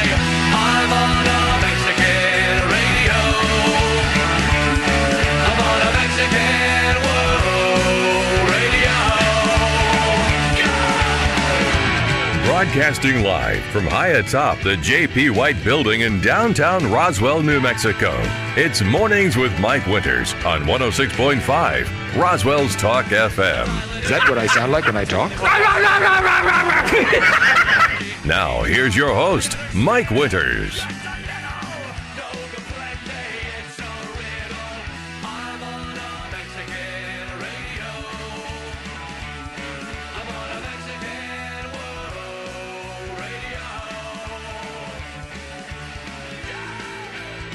And good morning. Sorry about that. I was finishing up with the sheriff there. My apologies. Good morning. It is 6 minutes after 9 o'clock. Welcome to hour number 3 I might have to get a borrowed Trace Inviernos. Sean's out of the office at the moment, and Roy's on the phone, so I'll just do it. Trace Inviernos. No one else. I guess get a sheriff before he left. But happy Friday, everybody. Welcome to Friday. You made it. Welcome to hour number 3. I hope everyone's having a good Friday thus far. You want to do a Trace Inviernos real quick? I've already gone through it, but just say it. It's Trace Inviernos time. There you go. Thank you. We got a busy hour this hour. We're going to have Barbara Gomez with Main Street Roswell join us. We're also going to have the folks from the Roswell Community Theater join us. Of course, Main Street Roswell going to be talking about Chili Cheese Festival, which gets underway this weekend out on the county courthouse lawn there. And then, of course, the Roswell Community Theater, they've got Mission Improbable. It's their fun improv night. That's tonight out at the Community Theater. They'll be doing a bunch of these over the fall and all that. So, yeah. But if you want to check it out, come out tonight. And think of Whose Line Is It Anyway? If you know that TV show with Drew Carey. Well, it's not Drew Carey anymore, but Aisha Tyler. Yeah, Aisha Tyler's the host. And Ryan Stiles and Colin Mockery. Wayne Brady and Colin Mockery and those guys doing their improv bits. It's in that same vein, in same style. So awesome. We'll talk about that with the Community Theater here in just a little bit. So we got a full hour of guests and events and things for you. I do need to thank the fine folks at McDonald's for providing us delicious breakfast treats each and every Friday.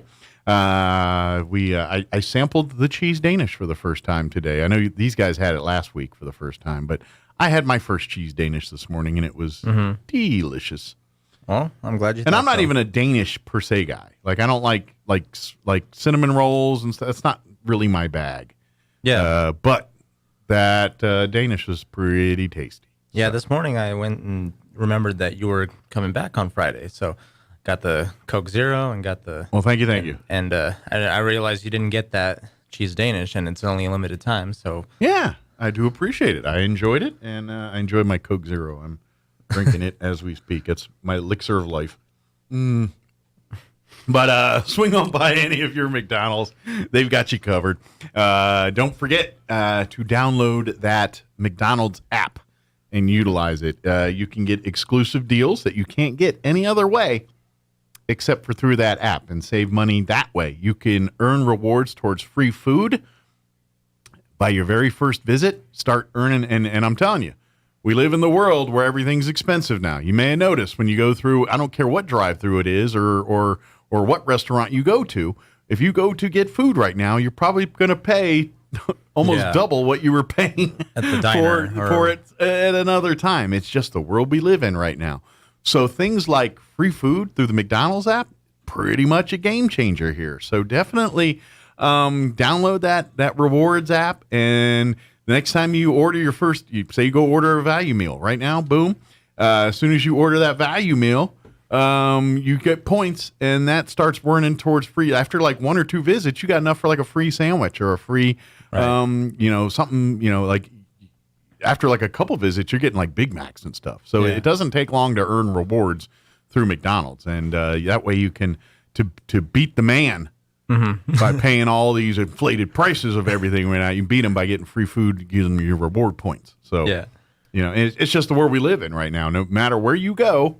Doesn't matter if it's McDonald's or Cattle Baron or wherever you're going to go. Food costs more right now, and it's just you know what I'm hoping life now. You know what I'm hoping they bring back is the premium chicken club sandwich.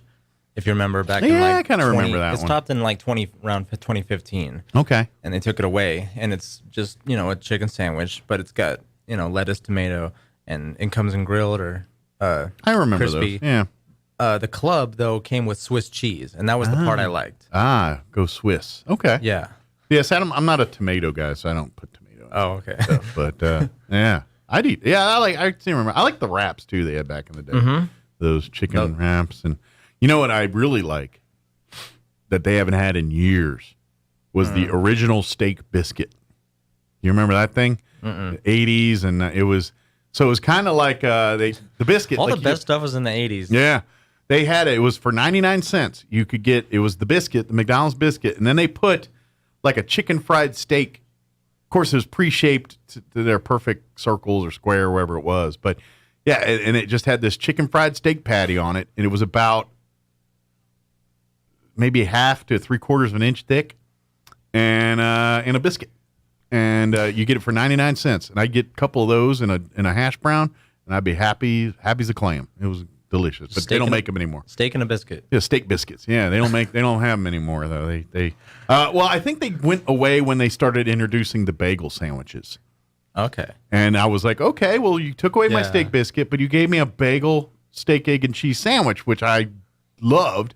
And then they took that away, and now I can't find it. Yeah, they took away chicken. They can't even give you chicken anymore. They're not going to give you steak. But utilize the app and save some money and do it that way. You'll be very happy here. Who's our first? Is that Barbara or is that Communal Theater?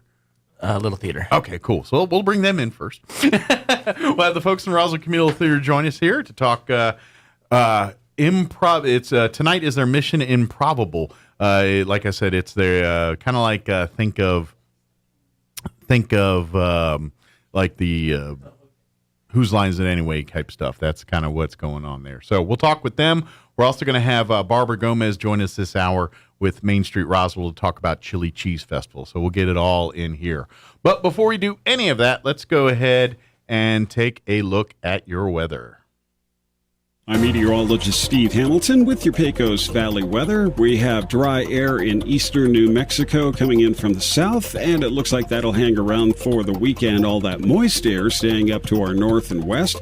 We'll be in the low 90s for the afternoon high today. Should be sunny, maybe a little bit breezy. Overnight will be clear, our lows near 60, and then we're in the mid 90s for the afternoon high on Saturday and sunny, about 90 Sunday. That's your latest forecast. I'm meteorologist Steve Hamilton.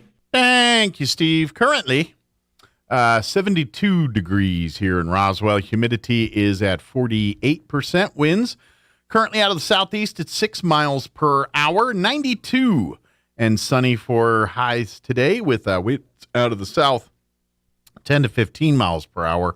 Tonight, mostly clear. Overnight low of 61 degrees. Winds out of the south, 5 to 10 miles per hour. Looking at the weekend on Saturday, sunny and 94, south winds 5 to 10. Tomorrow night, partly cloudy with an overnight low of 63 degrees. Winds will be out of the northwest 5 to 10 miles per hour. Sunday, mostly sunny, high of 91, north winds 5 to 15 miles per hour. Sunday night, partly cloudy, overnight low of 63 degrees. And then when you head back to work, school, and what have you on Monday, expect mostly sunny skies, high of 86. And it looks like we'll be floating in the mid to upper 80s for most of next week. Sunny 87 for Tuesday, sunny 88 on Wednesday, sunny and 86 on Thursday. So that's what we're looking at weather-wise here in the next few minutes. So far, Trisha Hart is here. Okay. She's waiting for Dan to come in, and Barbara is not here yet. Okay, well, we'll take a break here. I got about 4-minute break, so we'll take that. And hopefully they'll be here by then. If not, we'll just throw Trish to the wolves and we'll just do it. Well, she can handle it. I want to say that they're showing Jaws 3. Go ahead. They are showing, just to stall for time, they are showing Jaws 3D at the Apex Theater. Really? Because they brought that back? Yeah, it's like the... and Barbara's here too. Well, cool. You know what? Let's bring Barbara in real quick. Let's do that. Let's take a quick break, then we'll bring Barbara in, and then by that time, Dan and all of them will be here, and we'll talk communal theater after that. So quick break, then we'll talk Chili Cheese Festival. Don't go away. You're listening to Mornings with Mike Winters. The VA reports 149,756 military veterans living here in New Mexico. What doesn't get reported much are steps to improve their quality of life and honor their service. Did you know that major improvements are coming to our only long-term skilled nursing home for New Mexico veterans? Back in July, Governor Michelle Lujan Grisham announced $60 million for upgrades and new home-like residences at the state's Veterans Home in Tier C. And she cut New Mexico's income tax on military retirement for the next 5 years. She's invested millions of dollars towards veteran cemeteries, a new Vietnam memorial wall, and towards the construction of a new Navajo Code Talkers Museum and Veterans Center in New Mexico. And she approved major upgrades to the Baton Memorial Park near Silver City this year, too. As the daughter of a military veteran, Governor Michelle Lujan Grisham is a champion of New Mexico vets they can count on. Let's keep her. Paid for by New Mexicans for Michelle. Approved by Michelle Lujan Grisham.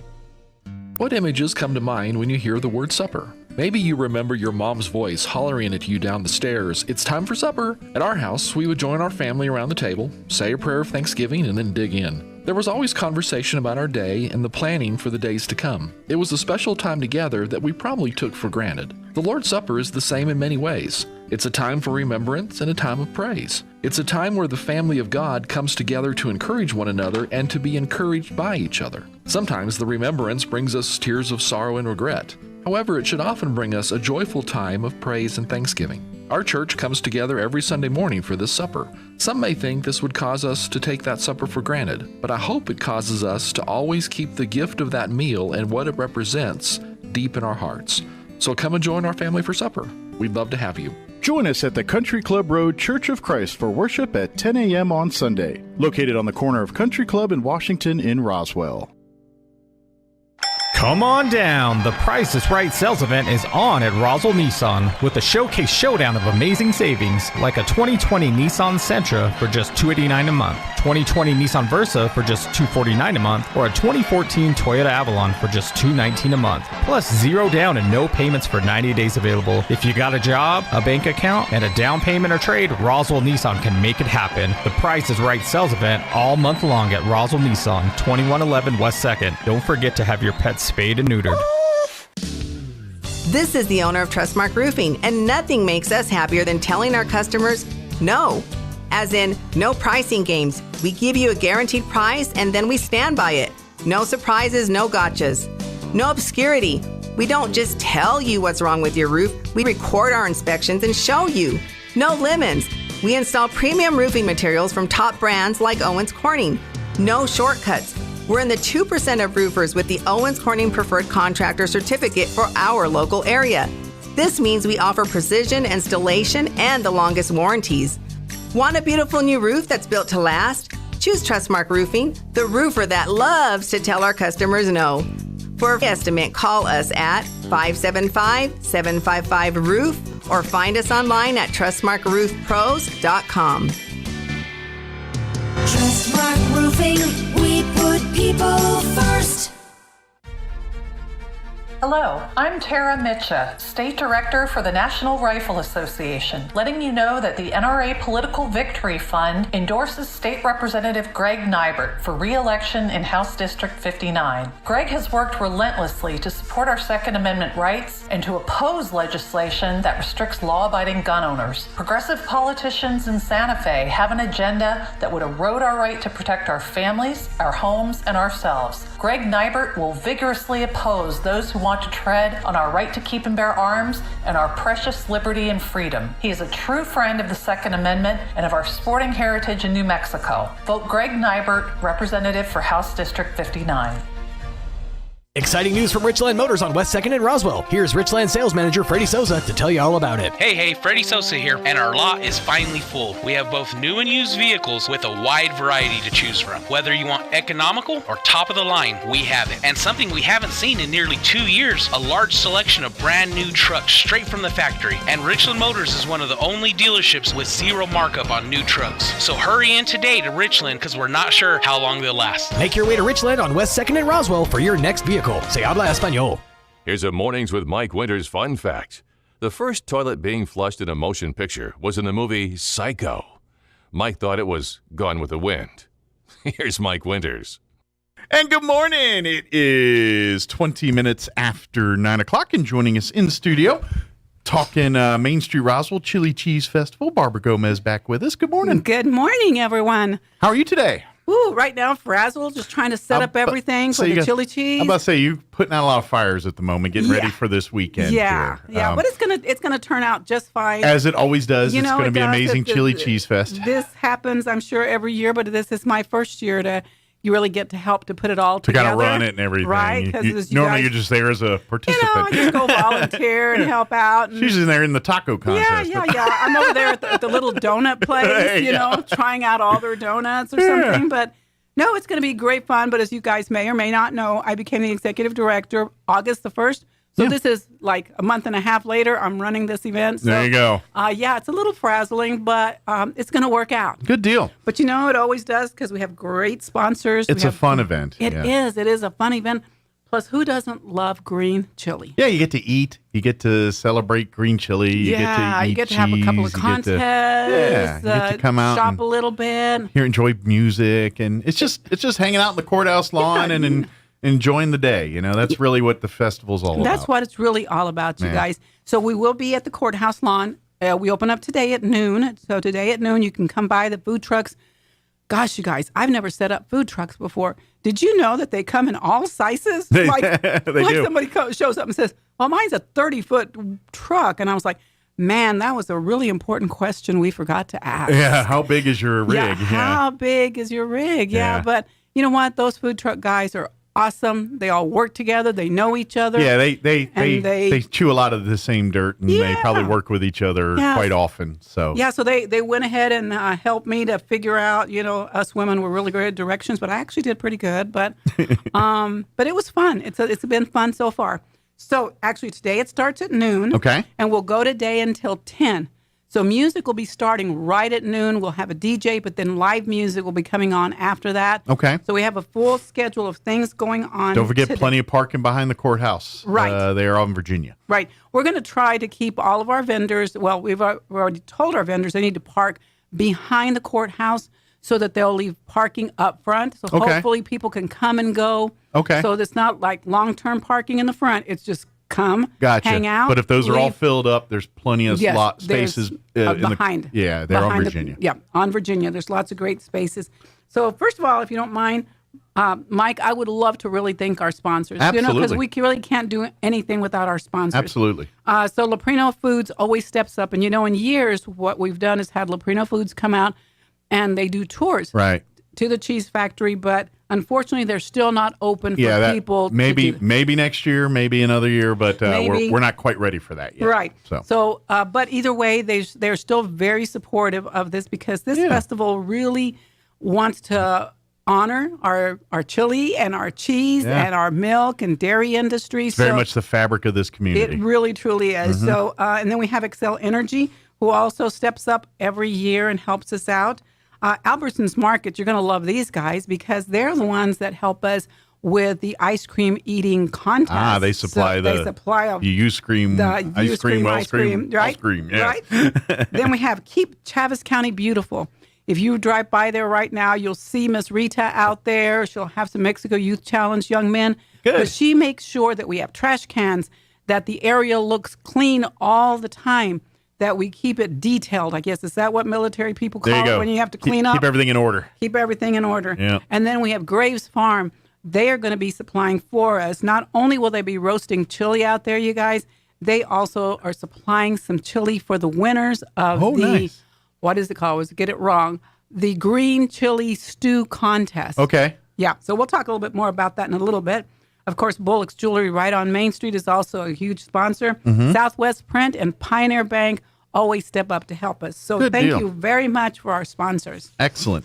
Yeah. So we're talking about music. We were just talking about live music. Lots live of great music. So this is a great time for you to come out, bring out your lawn chair, grab you something to eat and sit down and listen. But we've got everything from, let's see, today's Friday. So we will have Mark Board, who's going to start at 12 o'clock to 1 o'clock. After that, we have the Matthew Palmer Band. Okay. So apparently, this young man and his band were recently finalists. Yeah, they're great. In a competition. They did, matter of fact, at the Community Little Theater, they won their talent contest. That's what it was. A couple years ago. They were... They've been involved with like some of the UFO festival bands and things like that, and I think they won one year and were like runners up one year or something like that. But yeah, they're really good. So they're going to have great music out there. So that's Matthew Palmer. At 12:45 we start Captain Claus. You remember him? Claus Allman, yeah, I do. Yeah. Secret Circus, if you remember that guy. Yeah. Secret Circus, yes. So, he was here. I'm not sure where he lives now. Do you know if he lives here anymore? I think he lives in Ruidoso. Either way, we had talked at one point about some really fun ideas, and then he moved on, got married, has a baby, and so now he's back, but he still has a great band, so he'll be playing at 2:45. Okay. And then at 4 o'clock, we start with Oscar Butler. Then later we have Era, E-R-A Snow, Era Snow. Okay. And then after that, at 7:15 to 8:15, Jim Dixon. And then to close out the night, we have Sam Barlow and his True Blue Band. Nice. So we have a lot of fun music, even starting today. And then tomorrow we start up bright and early at 7 a.m. with DJ music. Because on Saturday, Mike, we're still going to be doing the farmers market. Yes. It's going to roll right in. It's just going to roll. Farmers market right into chili cheese at 11 chili there. Cheese, yeah. So it's going to be a lot of fun, you guys. So if you've been to the chili cheese before, to the farmers market, you won't miss out on all that. We'll still have fruits and vegetables. We'll still have people out there cooking. The food trucks will be, raring to go. Get your morning burrito. Yeah, get your burrito and come out and get that. And starting right at 12, we have the Money Maker. After that, at 2:15, Marie Manning's going to be singing. She's got a really great voice. Yeah. At 3:15, we have Jim Dixon again. And then at 5 o'clock, we have Caleb Barr, B-A-R-R. 6:45, Brian Crawford. And then at 8:30, the Triad. Okay. So, and that's going to be closing up the night. So today, 12 to 10. Saturday, 10 to 10. Very good. Yeah. All day, both days, full of just fun and activities. Both days, lots of fun activities. I want you guys to think about it. Do you think you're a really good cook? Do you think you can make a really mean green chili stew? Still can enter. You can still enter. So Great. We'll be doing that. You have till 1:30 tomorrow to register for that. Okay. And Mike, we're giving away cash prizes and a bushel of green chili to the winners. Nice. I'm not talking about little money. I'm talking about $200 with top prize. Yeah. So, it's a great prize. Not to mention you're set up for the winner for your chili. That's right. Well, depending on how much you eat. How much you make. But you're going to get a bushel for. Yeah, we do have some, how can I say this? We do have some people that are very competitive out there, and we do have some really great judges. It's really kind of funny. You didn't reply back to me, Mike. I'm putting you on the spot. Well, I have another commitment tomorrow, and that's why I'll be in a meeting tomorrow. See, I thought I was going to count on Mike. I would love to come and taste this green chili stew. I would rather be eating the stew than what I've got to do, but I've got to do the other thing. Oh, darn. That means I get to find myself another judge. But I do sorry. That's okay. I do have some. I would trade in a heartbeat. I would, because I want to do it, but I'm committed to something that I have to do. That you just have to do. Okay. So anyway, we have some judges who are impartial. We do have, like I said, that, they're going to judge them, and I'll let you read that if you want to, Mike. Kind of what they're looking for out there. So if you're thinking, I'm going to make this green chili stew, what are they looking for? Okay, yeah, for the stew, presentation, the looks, how it smells, how it looks, and how it's presented to you. The flavor, obviously, what that flavor's like, and then heat level. Appropriate heat level, and then your aftertaste. What's it leave with you? So they take all those factors, and that's their judging criteria. Yeah, that's our judging criteria. Now, later on that afternoon, we are going to have the pecan pie contest. Very good. So, pecans are a big deal here in New Mexico, specifically here in Roswell. So we will be giving away cash prizes for the pecan pie. We will also be giving you a bag of pecans. So it's worth, registering to do this. Yeah. And, of course, all the bragging rights. That's the other part we don't really talk about. It's like, I had the best stew. I had the best pecan pie. Yeah, you get to explain all and that. You have till 3:30 on Saturday to register for the pecan pie contest. Okay. And then right at 4 o'clock, they'll be judging. And then that day on Saturday at 5 o'clock, we'll be announcing the winners. Awards presentation. And giving away our cash prizes for that. So we're giving away over $400 plus prizes for both of these competitions. Excellent. And then, of course, you have the requirements for the pie there. Yeah, very similar, like presentation, appearance, flavors present, overall, that consistency. Is it pie-like? Is the crust flaky? Is it moist? Is it, is it proper, texture and everything like that? Same with the crust doneness. Is it flaky, or is it a store-bought jobber or whatever? What is it? And then just the overall, just the ratio. Is it nutty enough? Is it too nutty? Is it not nutty enough? Whatever it is, Right, because if you have a pecan pie with no pecans in it, that might be a problem. That might be a problem. We'd say you're a little skimpy on that, right? Yeah. So that's kind of what they're looking for. Yeah. So it's just game on, make your best, and let the forks fly. Right. And so the more pies, the better. You have a chance to win. I know last year one of the winners actually did a chocolate pecan pie, which is not my, I like the traditional pecan pie. I'd be all about that chocolate Would you pecan really? pie. Oh, yeah. Oh, really? I would. I've had some people say, no chocolate, just no, pecans. you throw chocolate in there, you had me at chocolate. I'm in 100%. Yeah. Gee, so now I guess I have two women, Mike, without you to judge the green chili stew. So I'm going to have to grab somebody from the streets to help me with that. I would be skewed by chocolate. Oh, you would be. I'm like, you would sorry, be they put going, chocolate. that's I'm it. partial. I'm all for I'm that. partial. Yeah. And then we have 3 judges for the pecan pie contest as well. It's really kind of funny. One of my new board members, whose name I won't tell you, I said, do you think you can judge the green chili stew contest? And he said, oh, Barbara, I don't know. I'm just new here in New Mexico. I'm not really good at green chili stew. And I said, Texan, huh?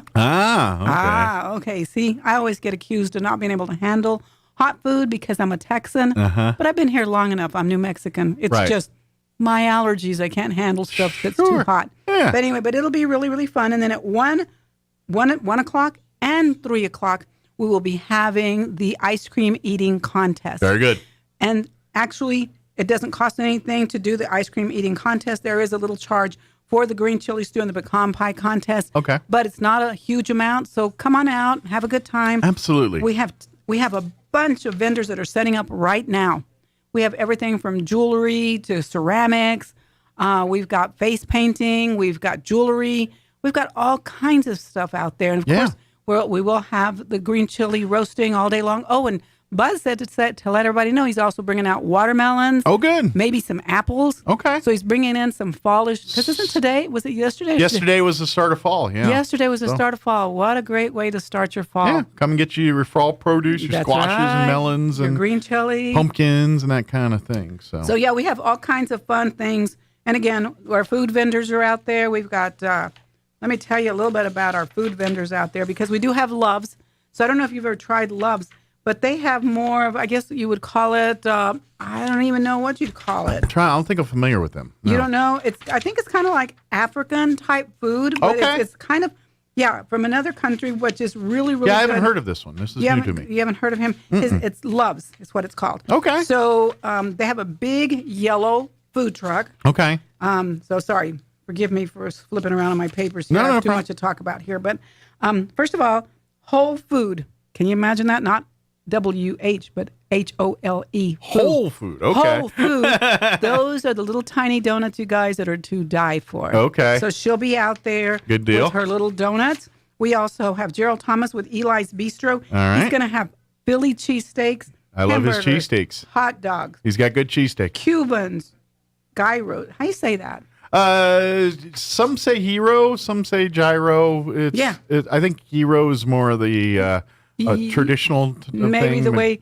Do you know I've never had one, so maybe I'll try one this weekend. If traditionally they come with lamb. Oh, do they? Usually the meat is they lamb do. on a That's pita. right. Traditionally, but you can get them in other meats. Probably a little bit of whatever, right? Yeah. Then we have Tacos Pita, which you guys already know them for their great Mexican food. Yeah. They'll be out there. We have Roadrunner Cafe, and Roadrunner just popped up not too long ago. They're on Sycamore Street. Okay. I mean, this guy has traffic out there on Sycamore, so come out there and see him again. He does loaded fries. He does chicken salads. He does all kinds of. He's got a whole menu of what he does out there. Sounds good. Bubba's Pit Stop. He is going to have, just like he says, some pulled pork barbecue sandwiches. BBQ. Yes. Asado nachos. Oh, okay. Chili cheese fries, burgers, hot dogs, your traditional burritos, tacos. So he's got a little bit of everything.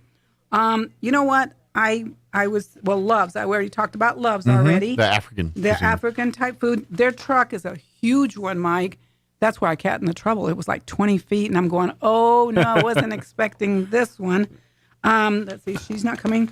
And I think that's it. Okay. I think that's all of our food. Well, that trucks. should be enough. If you leave hungry after that, that's your own fault. Yeah, that's right. That's right. Because we got desserts, we got sweets, we have all kinds of fun stuff. So please come out, you guys. Join us. Come support Roswell. Beginning at noon today. Yep. And then pretty much all day tomorrow with the farmers market starting at 7. And then right after farmers market, we're going into Chili Cheese Festival. Right. And it goes all into the night there. Right, So, it does. Yeah. And just to let you know, we really do appreciate you supporting. This is brought to you by Main Street Roswell. Yeah. And the farmers market will be sponsoring the green chili stew competition themselves. So that's really cool. I Maybe appreciate some of the green chili used in said recipes were purchased right on the courthouse lawn there. right here on the at courthouse the farmers lawn. market. So. Right. So come out Can't and get more join farm us. to table than that. That's right. So today, 12 to 10. Tomorrow, 10 to 10. Excellent. And actually, you can come earlier because the farmers market will be there at 7, as they always are. If you're looking for the good produce, it's always the case. Be there early at 7 when they start, early. because that's when people are going to get their produce. Yes. If you get closer to 11, your selection probably won't be as good. But Not if you want to good. get into chili cheese, that way you show up a little later for that. So. Sure. But if you have not purchased your green chili or had it roasted yet, get it roasted right here on Main Street Right on by site. Buzz Graves and Graves Farms. Follow your nose. That's right. That's how the we smells will take you right to the roasters. That's how we know here in New Mexico that it's fall. That's right. It's like, yep, it's time. Yeah, it's fall. Yeah, Yeah. you can't be near a grocery store without smelling roasted chilies around this time. So. That's right. Oh, I didn't say one thing, Mike. Yes. We are having a scavenger hunt. Okay, cool. Okay, so remember we did the scavenger hunt during the UFO festival? Mhm. Well, there will be a scavenger hunt again this year. Okay. And there's a number of stores right on Main Street. We encourage you to visit them. They're all go by there. participating and being We are involved. giving Yeah. away cash prizes and gifts to give away for the scavenger hunt. Yeah. It's for free. It starts today at noon as well. Good deal. So come get your little scavenger map. Yeah. And get out there and do this. It's Yeah. going to be a lot of fun. So don't Bring let the little green bring the kids. Don't let the green chili smell distract you from your scavenger hunt too much. Right. You work in concert with that. So follow the nose, and as you get there, it's like, oh, by the way, I've got some things on my list here to pick up. Yeah. So. So we got ice cream for kids. We've Yeah. got a little train for kids. We've got all kinds of fun stuff. It's And gonna the be fun. scavenger hunt. So it'll be fun. Yeah, so come on out, beginning noon today. That's right. Travis County Courthouse lawn right downtown here. So Yes, it is. Deal. So thank you, Mike. Thank you, Barbara. We'll let you get off to getting things ready and set up and head on back Cool. out to the courthouse there. Thank you. So. Appreciate you guys. Anytime. All right, 9:38, we're going to pause for news, quick break, and then we're going to have the folks in the Roswell Community Little Theater join us here on the other side. Don't go away. With your Pecos Valley News Update, I'm Jared Cirillo. A funeral service for Dexter High School football player Justice Sanders will be Wednesday. Sanders was killed in a tragic car crash, while his teammate riding with him was seriously hurt and remains in a hospital today. Administration at the school district has chosen to close all Dexter schools on Wednesday to allow for students and staff to attend the funeral in Midway at 10 a.m. New Mexico regulators say they're concerned about the ability of the state's largest electric providers to meet demand during peak seasons next year and the following year. The Public Regulation Commission convening a special meeting Thursday with utility execs to discuss supply chain issues that have delayed projects that were meant to fill the void as Public Service Company of New Mexico shutters a major coal-fired power plant in northwestern New Mexico and as demand at the same time goes up. You're up to date. I'm Jared Cirillo reporting. I'm State Representative Greg Nybert. New Mexico ranks 50th in child well-being, and this statistic is not acceptable. Too often we see in the news where a child taken into state custody is returned to an abusive situation only to suffer more abuse, sometimes resulting in death. Chavez County is not immune. Chavez County CASA and its staff and volunteers understand the system and where things go wrong. I have met with CASA to understand how we need to create a better system of caring for abused and neglected children and to break the cycle of abuse. I listen to local experts and then engage the state agency at the highest levels. I will support legislation to bring about positive change. I ask for you to vote for me, Greg Nybert, to allow me to continue to be your effective conservative voice in Santa Fe. Voting begins on October 11th and Election Day is November 8th. Please vote Greg Nybert for State Representative District 59. Paid for by Greg Nybert for State Representative, Richard Taylor, Treasurer. Hey, Mark. Morning, Sam. Having the house remodeled? Nah, I got termites, and they're chewing the place up. Welcome to the neighborhood. I've got them too. Really? Yeah, just had a termite treatment put in. You did? I didn't see a lot of digging around your house. That's because I went with the Centricon termite colony elimination system. It's a lot easier to install than what you're doing. They just place bait stations around the house, and then the termites share the bait with each other until the colony is gone. No digging, no chemical solution, just simple protection that's environmentally responsible. Wow. Yeah, I even got a green chemistry award from the EPA. Centricon, huh? I'll be right back. Hey, where you going? Tell these guys to stop digging. I'm getting Centricon. Call Bob Reed Pest Control today for all of Southeast New Mexico. 575-623-5344. Here's a Mornings with Mike Winters fun fact. Elephants use these skin folds on their bodies to crush mosquitoes. Mike Winters uses his to hide M&Ms. Here's Mike Winters. And good morning. It is 42 minutes after 9 o'clock, and joining us in studio this morning from the Roswell Community Little Theater, Tricia Hart with us this morning. Good morning. Good morning. How are you today? I am doing well. And yourself? She's about to yell at Dan Coleman because he's supposed to be sitting here with us. Yes. And he's bailing. And I'm bet he's just sitting in some restaurant enjoying some lavish meal, right now listening to us. That's what he's doing. I would agree with you. He says he is stuck at his barber, but he doesn't have any hair. Just kidding. He does some hair, but not worth worrying an hour's worth of cutting. Yes. Yes. I'll give him the benefit of the doubt, though. Maybe he's getting a full body wax. Who knows? Maybe. Well, if he comes in hairless, we know what happened. Yes. Well, the Roswell Community Little Theater, of course, they've got always 100 things. They've got an Agatha Christie play coming right around the corner in a few weeks. Unexpected guest. And we'll talk more about that down the road because we want to focus on tonight's event.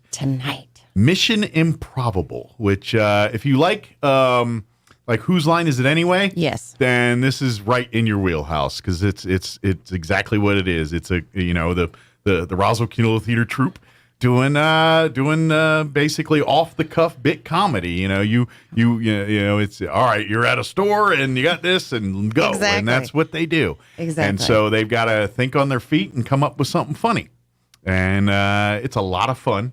Very much fun. A lot of audience participation because a lot of times they're going to say, I need a profession. And then someone will have to yell out, lawyer or doctor or whatever it is. And I need something you like to do when you're off work and, whatever it is.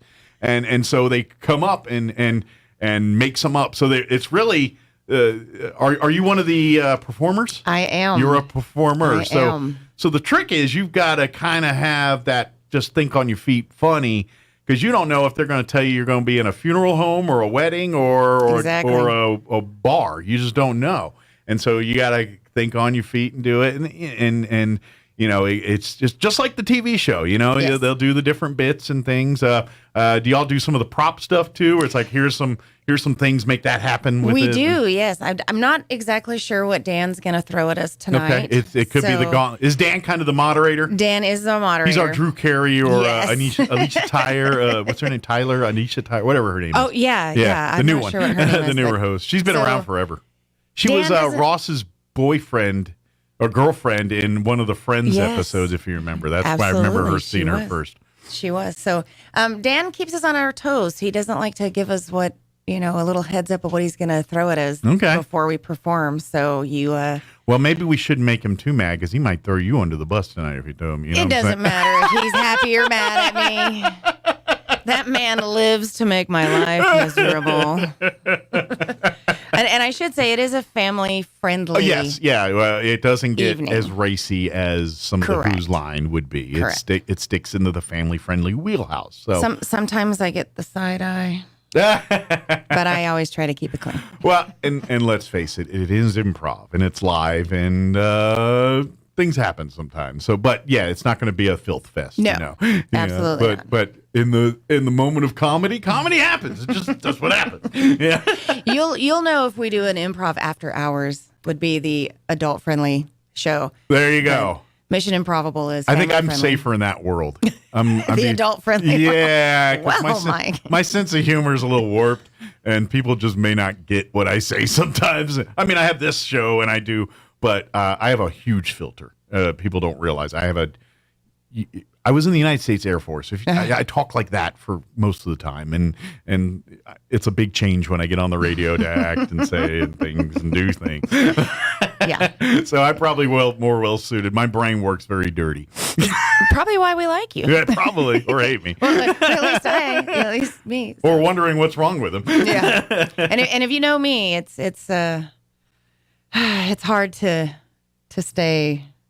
I think your personality, there's some similarities there, and I know exactly. It's sometimes things just come out, and you're like, "Oh, I didn't mean to." That was supposed to be inside, not outside voice. So when you catch the show tonight, and I pause a little bit, it's because I'm trying to clean it in my brain before I speak. Gotta scrub that one before I put it out there in the ether. Yes.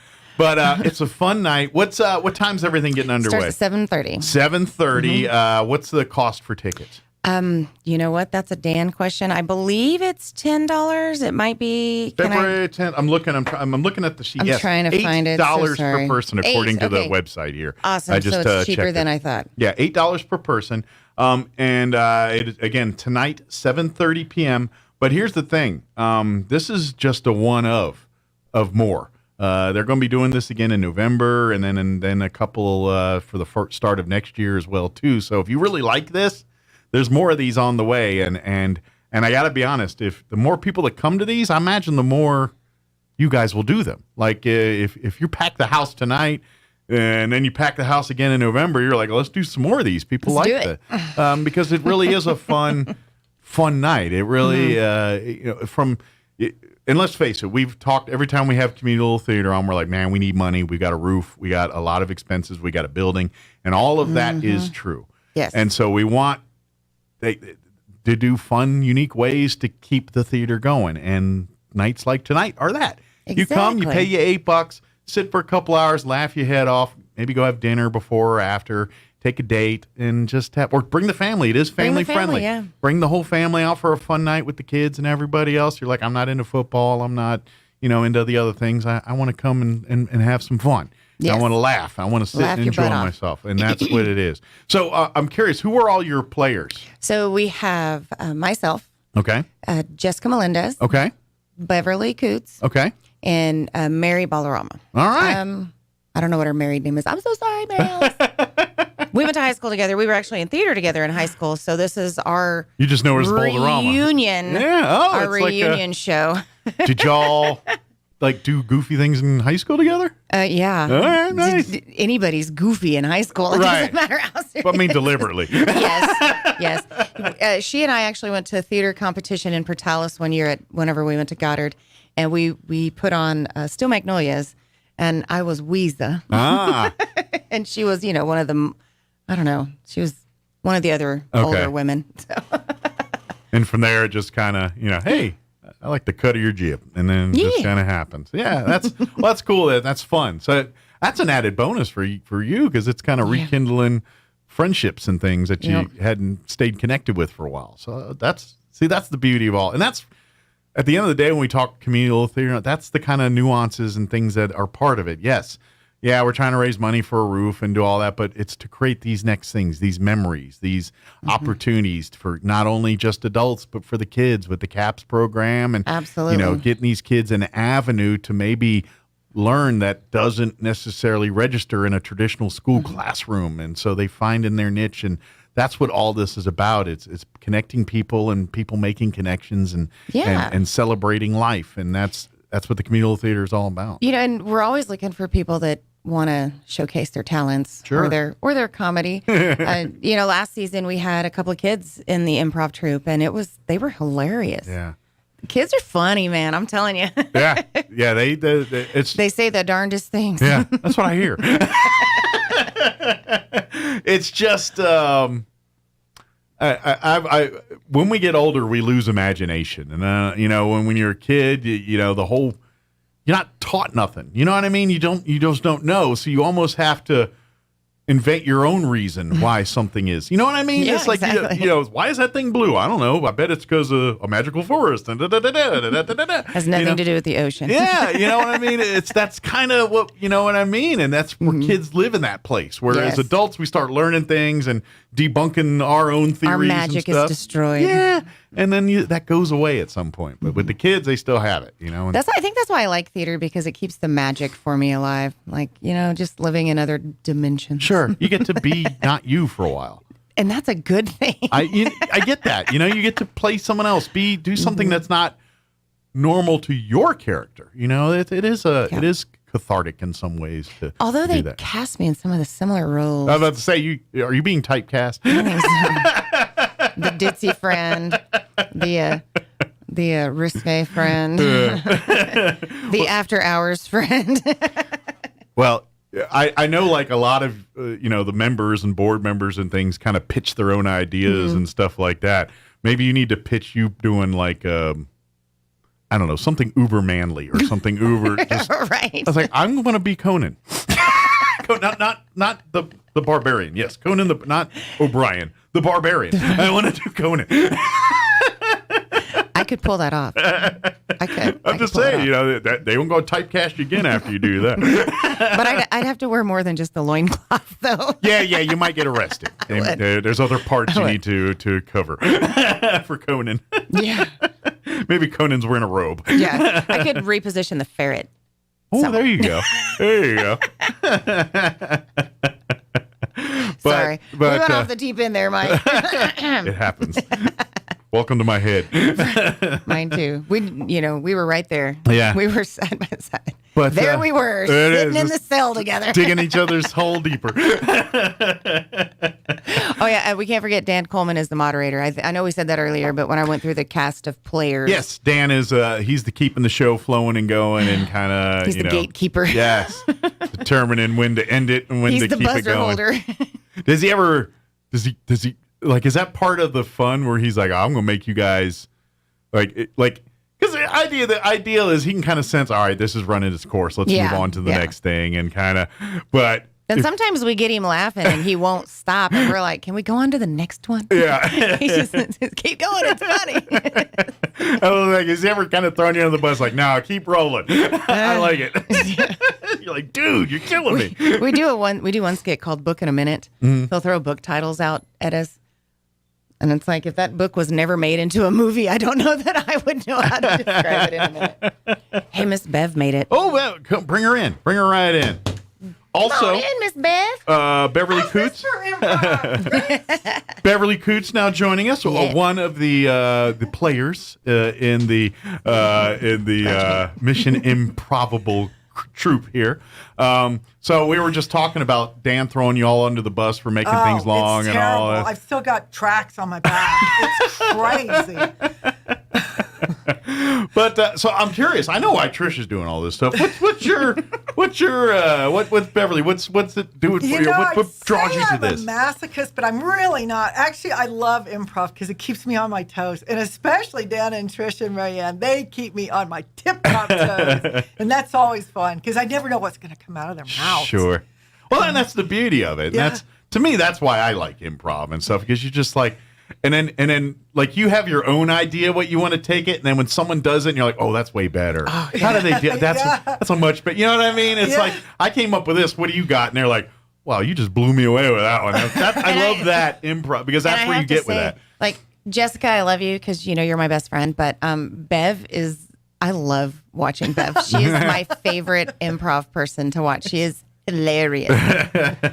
Well, see it for yourself tonight. Yes. Tonight. Please. It's fun. It is so fun. And you may get to throw us under the bus into the audience. Well, yeah, it's like you want you as players to thrive because that's where the funny comes. But there is that part. It's like, let's see if we can stump them. Yeah. Oh yeah. And just like live theater, the more you're enjoying it, the more we're enjoying it, the more we're getting into it. So that's true. Oh, man, don't be afraid to laugh if something strikes your that's fancy. the idea. You're supposed to come and laugh. Yes. We're there to give you a good time. That's what it's all about.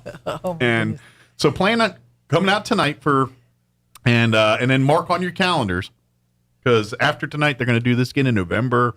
Right. And I think the rest are like January or April, something like that. They'll be in 2023, but we got at least 2 more here for 2022 tonight.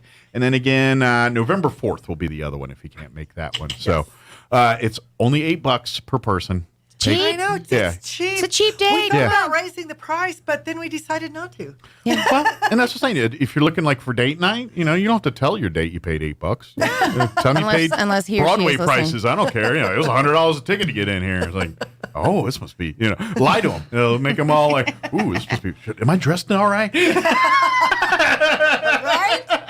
Fancy schmancy. It's black tie. Black tie, evening gown. That's right. Yes. No, come as you are. Unless you're not dressed, then put on some clothes and then come down. We do ask for clothing. No shirt, no shoes, no service, but we do sell T-shirts. There you go. You can buy a shirt if you come shirtless. Come and buy the shirt. There. Oh, that would be so funny. If someone walks in with no shirt and says, I want a shirt, and they put it on and then go to the show.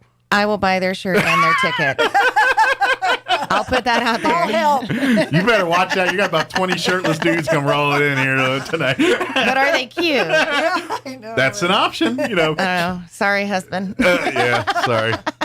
Put it this way: if something's sagging lower than mine, then you're probably not going to get a free shirt. Well, there we were, sitting in the back of a cop car. for guys too.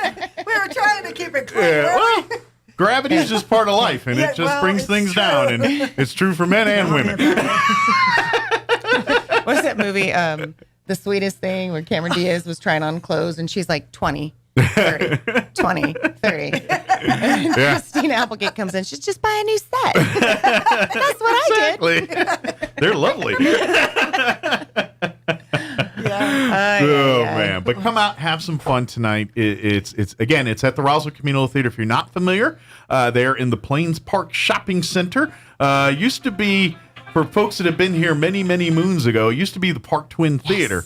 But it's there, kind of right behind the 1717 Union, yes, South Union, right across the street from the Dollar General, kind of behind the Apex or Icon or whatever the movie theater is. Over there. by Farmer's. Yeah, it's right there. Can't miss it. Come on out. 1701. 1717. 1717 South. Yeah, if you GPS it, you can put that in. But it's over in the You'll Plains see Park and Shopping Center. Can't miss it there. So. And we'll have concession going. We'll have, Oh yeah, you come a little hungry and get you some snacks and drinks. And, and support the communal theater here. We don't allow people to throw stuff at us, though. No. That hasn't happened yet. We will confiscate Maybe if we have an tomatoes. outdoor stage, we'll let Nerf off. Hey, we're working on that. That's one of the things we're hoping to gear towards. Hey, we'll That call it vacant Tomato lot. Night. Yeah. Next to us. Tomato night. We can get Graves Farm to. You got a pile of produce that's kind of not. We can do a Gallagher night. That's not a bad idea. We Gallagher just have to get rain slickers. Yeah. Hey, those giant rain mallets. ponchos are 99 cents at the Walmart because I have them in my go bag. There you go. Then just get a cartoon-sized mallet to bust things. Exactly. So, and then maybe the haircut, with the hat, the cabbie, and the bozo haircut thing you had going on there. You need to join us. Come on. They put me on radio for a reason. I got a lot of things rattling up here that's useless. Well, you should come out and enjoy the show. I would love to. Yeah. We'll put you on the spot. Tonight I'm doing football, but I'm going to be sitting cohort right said. here making sure the football game gets on the radio. That's nice. That's my day job. Go tonight, Rockets. So. Yeah. Actually, I'm doing the Coyotes broadcast, but go Rockets. Go Rockets. It's my alma mater. Go Rockets. If anybody has any questions about anything, you can always go to the community theater's website, roswelltheater.com. Spell theater like live theater, THEATRE. Don't forget the Facebook page as well. The Communal Theater has a Facebook page. You'll find links to not only this show, but the Agatha Christie show that's coming up here in a few weeks. And all the the other dinner. And the immersive dinner and all the different events that are part of the Community Little Theater. Of course, CAPS updates. Yes. They just had their living history Yes, event they a week ago out at the Historical Society. So I know I missed that. We had a topless at bottomless with my Jeep group. So I missed the living At least history. you weren't bottomless at topless. Yeah, at least I wasn't bottomless at topless. Yeah, too much sun. It's quite the sunburn. That was good. Where the sun doesn't supposed to be. That's it. Very good. Well, thank you, ladies. Appreciate it. And yes, thank break you a for leg, having us. and we'll see you next time. Okay. All right, sounds good. All right, it's 10 o'clock. They're going to kick us off the air. We get into Travis and Sexton time. They get salty when I do that. So we're going to go. You're listening to 106.5 Roswell's Talk FM, KEND, Roswell, New Mexico. Have an amazing weekend. We'll talk to you on Monday. Control Zaporizhia and Donetsk regions. I'm Charles